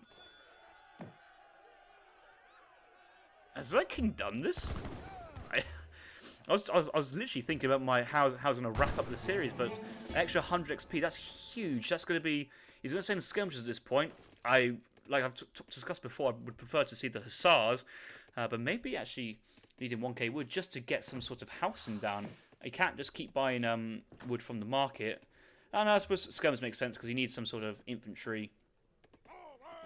Just because you don't want pure cavalry, I guess. But yeah, we got a game. The game is on now. It's breaking out the base. I need to see what the rest of the chat's saying. I've got this thing still covering it. That's fine. Back in the game. 21 Reuters. Still has 24 vills. Like he lost a few needlessly, but apart from that, his villager keeping live was very, very good. He's been quite conservative, but 21 veteran Reuters versus Coyote runners. The skirms will try and pick off the slingers, but just imagine if these were 5 Hussars right now. 5 Hussars would have forced the Coyotes to commit. The Reuters will just go to town. The Coyotes going in is Mitoe thinking this is the time? Is he thinking now or never? Hussars would have won the game here for KINGofOsmane, but he's gone for the skirmish, and maybe halberdiers would have also worked. Explorer actually tanking well, a really nice position, but the Coyotes just melting in the back line. Reuters going in. King's focusing on a couple of skirmishes, but that's not the problem, it's the Reuters. The town centre will kill the slingers very quickly, and there's no upgrades to the slingers in the second age. And Mitoe's just kissed goodbye his entire army. Here come the Jaguar Proud Knights, not in stealth, so won't try and get a surprise. The slingers are going down. There's still 23 Reuters. What on earth has happened this game? We've been on a roller coaster of emotions. Eight skirms of your body blocking, and the Reuters still cleaned up behind, but just imagine if that was the firepower in that sense as well. As Explorer will go down again, that's another 100 XP. Another shipment is going for the 7 skirmishes. Please, no king, please go for the Hussars. But at this point, I think you've done enough to earn yourself another game, earn yourself another attempt. A bit overzealous here, trying his best to micro down. Mitoe trying to squeeze every single HP out of those Jaguar Prowlers in cover mode. But once again, the slingers going down, and at the moment this is just entire army. It's just not a lot, and Mitoe can just, maybe not take this precise trade, can move off and raid villagers around. No spirit medicine here. Is he still committing to the 7 skirmishers? Are you still committed to the 7 skirmishers? Could train a batch of Hussars now from the stable, still going Reuters. I don't think it matters. Wow. Damn. Maybe this is just a terrible matchup for Aztec. I thought there was an indication, and Mitoe played it so well, like baiting these big minimen. Oh, Pure Spearman! Pure Spearman, not a way to lose your tournament life like this. Go, go, go! What are you doing? What are you doing? Go! Run! Somewhere! Just run somewhere! Oh, he's still at 18. He's still at 18, but oh my god. Yes, I know the Pumas would have killed the Hussars as well, but Skirm's just chilling underneath the war hut as well. That's a risky business. They're just getting out as well.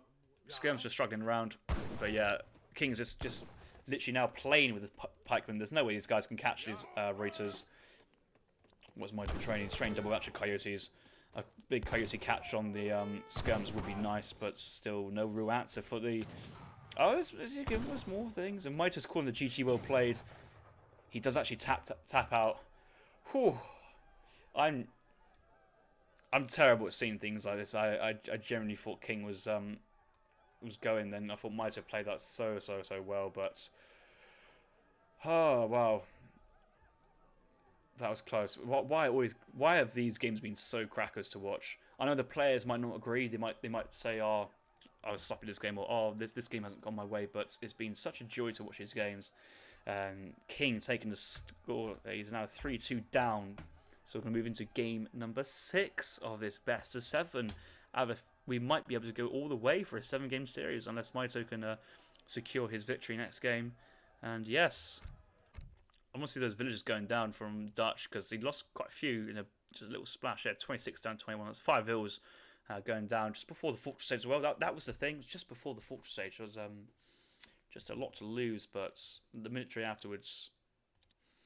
Little minutes killing some, big minutes not really doing anything, and then just going from like 30 population losing to the town centre, big batch there from Maysultans, and here comes the 5+9 Reuters, and just the Coyotes just... The Maysultans are being focused down, then the Coyotes just trying to siege, just getting destroyed by the Reuters. Then more reinforcements just secured his victory. Hussars would have helped over the skirmishers, but the job was done nevertheless in the end. Well played to the king, stayed composed, had the plan, carried it out, lives to tell the tale.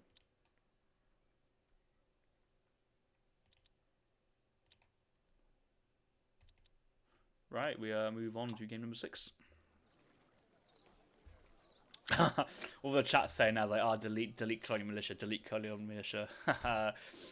You guys are just jealous of some OP Dutch play.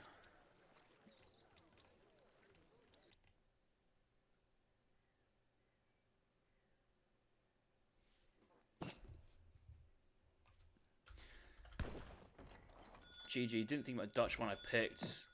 You know I play it, yeah, forgot. Yeah, that existed. Mitoe plays Dutch as well, I think, so there's that to be said. Right, we are on game number 6. This is ESOC's maps Dakar, made by Vividly Playing. A lot of people say, where is this game in the base game? Maybe there's a lot of interest for you guys to play this in the future patch. Who knows, maybe make a forum on the official forums. Ask the developers to introduce this game into the next patch. Who knows, you might, that wish may come true.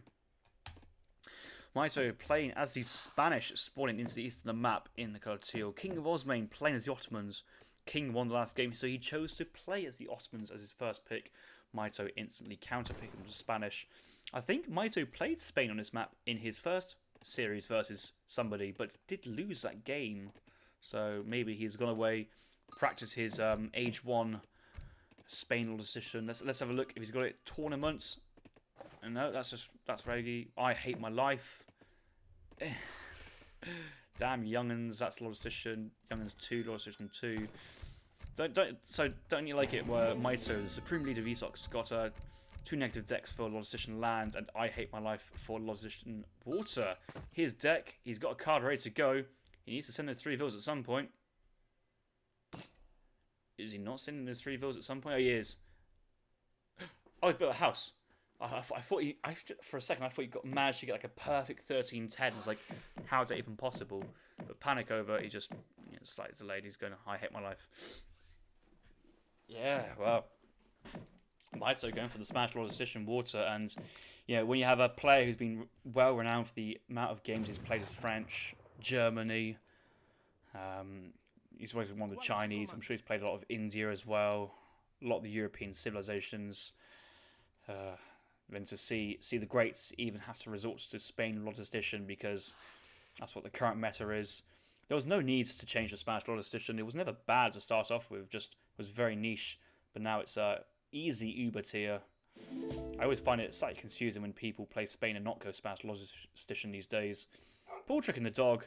This is 100 food treasure. Yeah, crack shot that please. That's huge for Spain, and that will help their age up quite drastically. Because of their age costing 900. Mitoe, you just sent ATP before you've aged up. Do you know how to Spain Logistician, bro? Do you know how to play? I think this is really early here from Mitoe, and I'll tell you why. He's gonna send it in. He's gonna train it. He's gonna build train posts as they come in. I suppose he wants to try and secure as many train posts away from Ottoman before Ottoman can himself. So I will give him the benefit of the doubt. But let's say if he wants to send 300 wood during transition, then he would get 400 wood. So that's 2 train posts, 200 food, and 100 coin to go with it as well. Or sends the ATP card, but still have all the wood to build your train posts as they come in. But you've got to remember, also playing, and they do have potential to go for a second train post as well, yeah.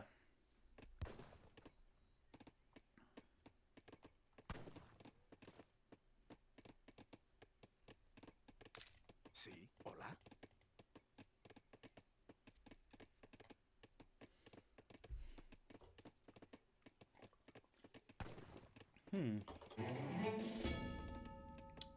So this is Spain's 3rd shipment, remember. Obviously, he's going to wait until he gets his next card in.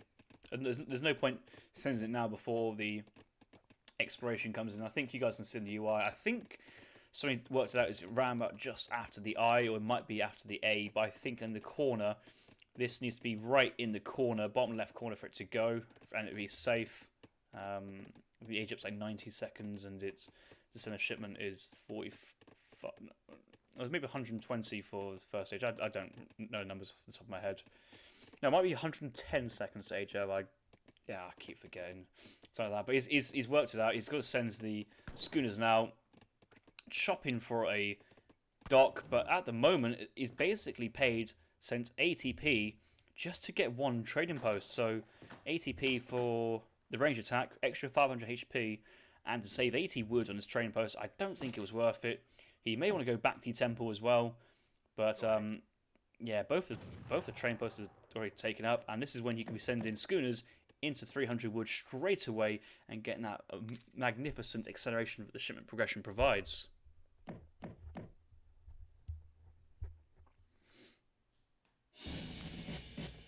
Aging up 420 Spain opposition, quite a nice time. Opposition times very, very well.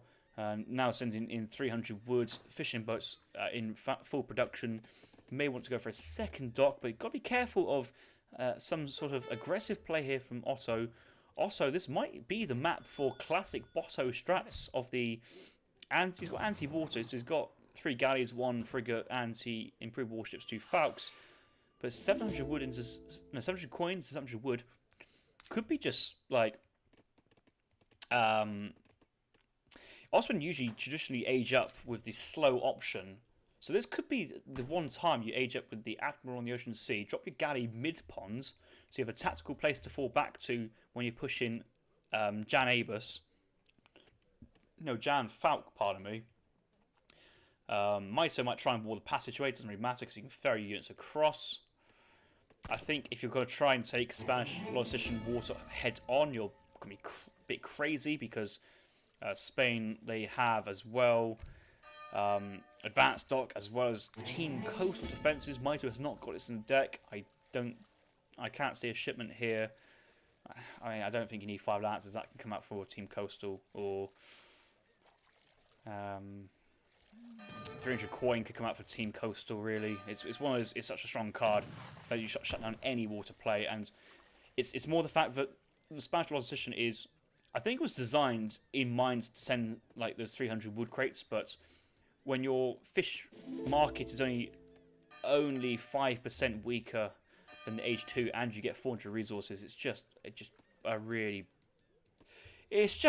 bad balanced decision. I'm just going to be honest now. I've tried to be polite throughout the series, but we're going to see Spain Logistician here, and you know it's tough for Otto. Like currently, I've really struggled in Civ in the current DE meta. Going for a dock, 2 galleys have been sent. But remember, these are very low HP units. 2 boats instantly nuked because of how strong they are. Outposts only doing regular attack versus fishing boats because they are classed as villagers, not warships.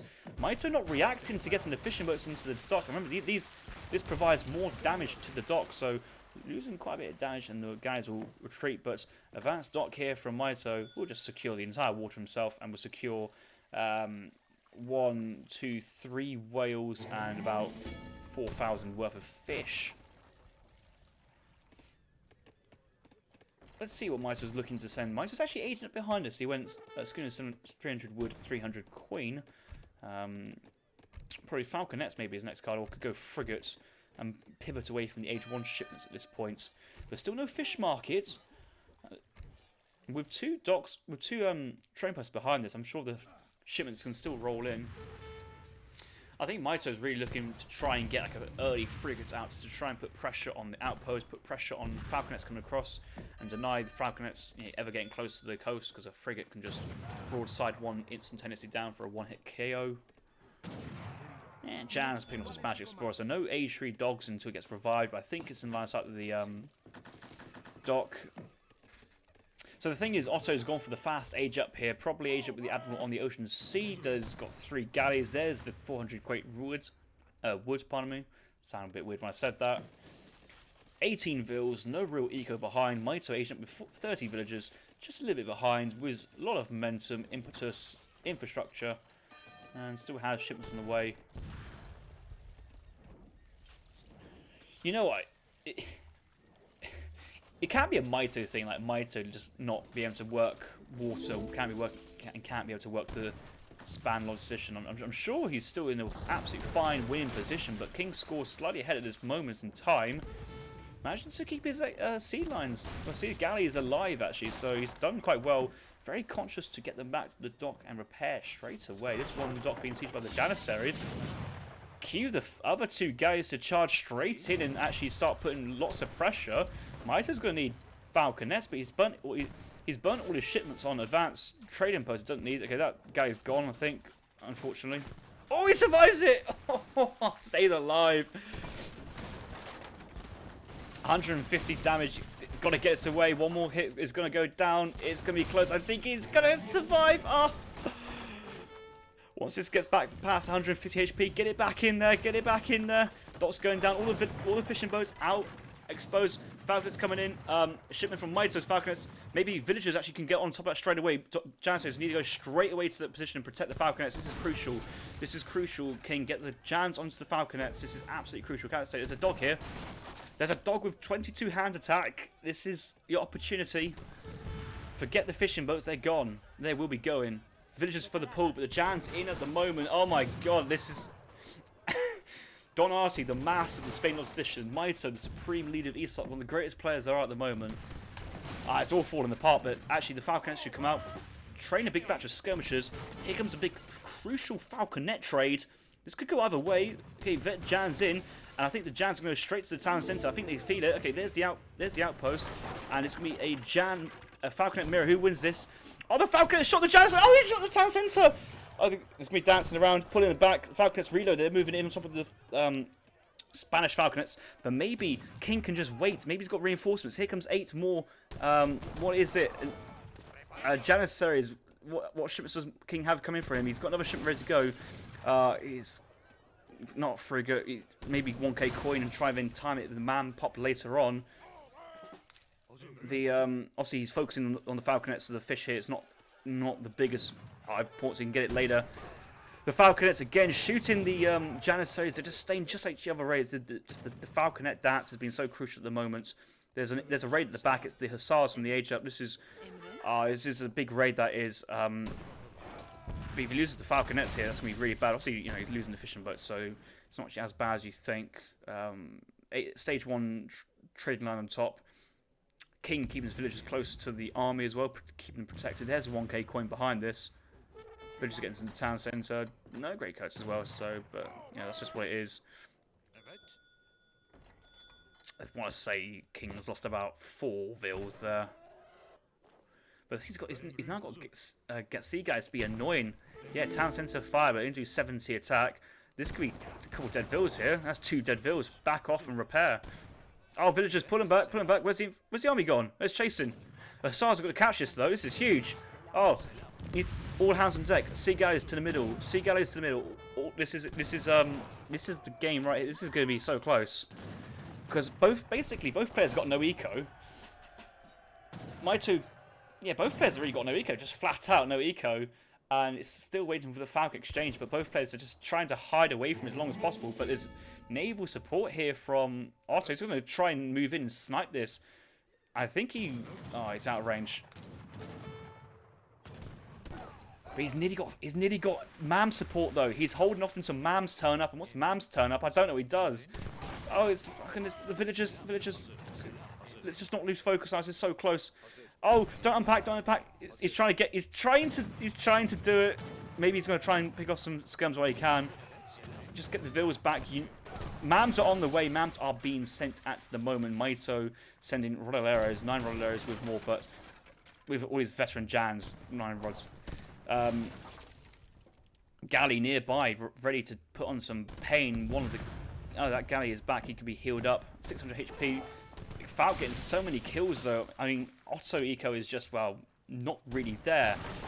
But how do you kill 22 vet Jans, 2 Falcons, 3 sea galleys on the water, and then the Mameluke shipments? Mitoe training units behind. Oh, that's sea guy. It's so dead. Get out. Oh, he survives just about in this radius line. But he needs to get to a dock and heal because it can't be used at all until it does get healed. Mam's being sent. Next shipment must be a frigate in the ponds. There's no other real thing he's got to send. Can't get Spahi. Could get Jam Combat, honestly, on 22. The thing is, if Mitoe takes his army to the top side, he's away from Minutemen, Town Centre fire. His Explorer is still dead. There's no dog support here from Mitoe. Mitoe missing out on the super strong units. Also, Rodaleras, they're very strong versus Mamluks, but Mamluks should have enough HP to tank and kill the Falconets before the Jans just destroy the remainder of the Rodaleras. He knows where the army is. Is he going? He doesn't know where to go. The tournament life just depends, and this is so close. It's going to go either way. Shipment here for Mitoe. What's he send? Is it going to be a frigate onto the sea? He's sending a frigate. Flags in the ponds. KINGofOsmane, shipment not ready to go yet. Frigate likely to be the thing he wants to send. But if a frigate just turns up, that could be the end of that. The galleys are healing up. They can go back in and put more pressure on the villagers. But literally, as soon as a frigate pops onto the water, that could be goodbye Falconets and goodbye exchange. Not skirms here as well. Just the chase is just allowing Mitoe to get some more skirmishers out. And skirmishers are such a strong unit. Okay, here comes the Mamluks. Falconets are unpacking. Actually, going to get this big volley on the Falconets. One man might want to go deep here. Explorer takes up the most of the shots. Actually, quite nice. There's a frigate. This has got bad news written all over it. One Falconet go down. You kind of have to forget the frigate is just too strong. I know it sounds stupid, but you've got to try and trade off what you can and have Jan still moving forward. Mams need to go onto a Falconet. They've just been tanking so much Rodalera damage. And the timing was of the essence with the low eco there from King. But he went from the pond a long way. He's still not on the Falconets. The Falconets have been firing all this time. There's the Vet Rods. Here come the Minutemen. And, no, it's... Jesus Christ. I think Mitoe wins that game. Mitoe wins the Series 4-2. Mitoe should be at the tournament. That was King came so close in so many games there, but Mitoe needs to, yeah. I'm gobsmacked. Genuinely, that was such an amazing series. But wow, what a weird game. What a weird series.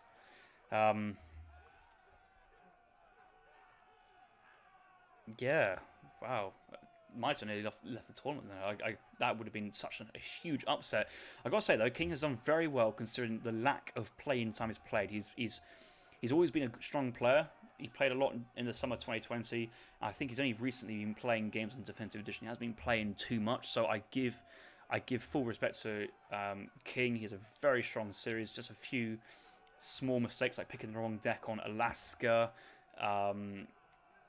Chasing an army around a pond instead of going straight for the town centre and forcing it away from and fighting near the coast when you had the galley support. What was the game one? The Sweden game versus China. I think that could have gone better for Sweden with a charge. Maybe not sending leather cannons, CM defense, maybe torping the in-base mines. Game one was oh yeah, he won that. But game two was another game he could have won. What game two? Colorado. Oh my god, Colorado. I can't even forget about the Spain game versus Dutch. Oh, Mitoe will breathe a sigh of relief. He will move on to the round of 8. But that was tricky. That's tricky. And I would say who he joins into the round of 8, but maybe people who haven't seen the series yet may want to go back and watch it unspoiled. But wow, what an entertaining series that was. I gotta say, also, thank you to the players for the games. That was so entertaining. I really enjoyed that. And I think sometimes we as watchers and casters kind of go like, let's just say, hey, you know, this was this or that. But at the end of the day, they're doing it for the fun. They're competing for money, but for us, it's for the fun. We enjoyed that, and yeah. Fitzbro is asking, time for AoE2, 2v2s. Harrison, I've been practicing. I mean, I could go play a bit of Age of Empires 2 right now. That does sound very tempting, but I gotta wrap this up first. timeline, military population. It's quite hard to see because obviously quite a lot of the naval combat was on the villager population. That was a huge raid in King's Base, going from 21 down to 14 vills over time. So these were 3 vills from the Hussars. These were 5. These are 3 vills in the middle lake, and then there was like another vill and probably another 2 vills on the top side. Mitoe lost his entire water eco, and at this point, it's so tense and so close. And the thing is, that when he lost 7 vills as Otto, there was no follow up, and that fight just didn't go the way he went. So yeah, what a great series.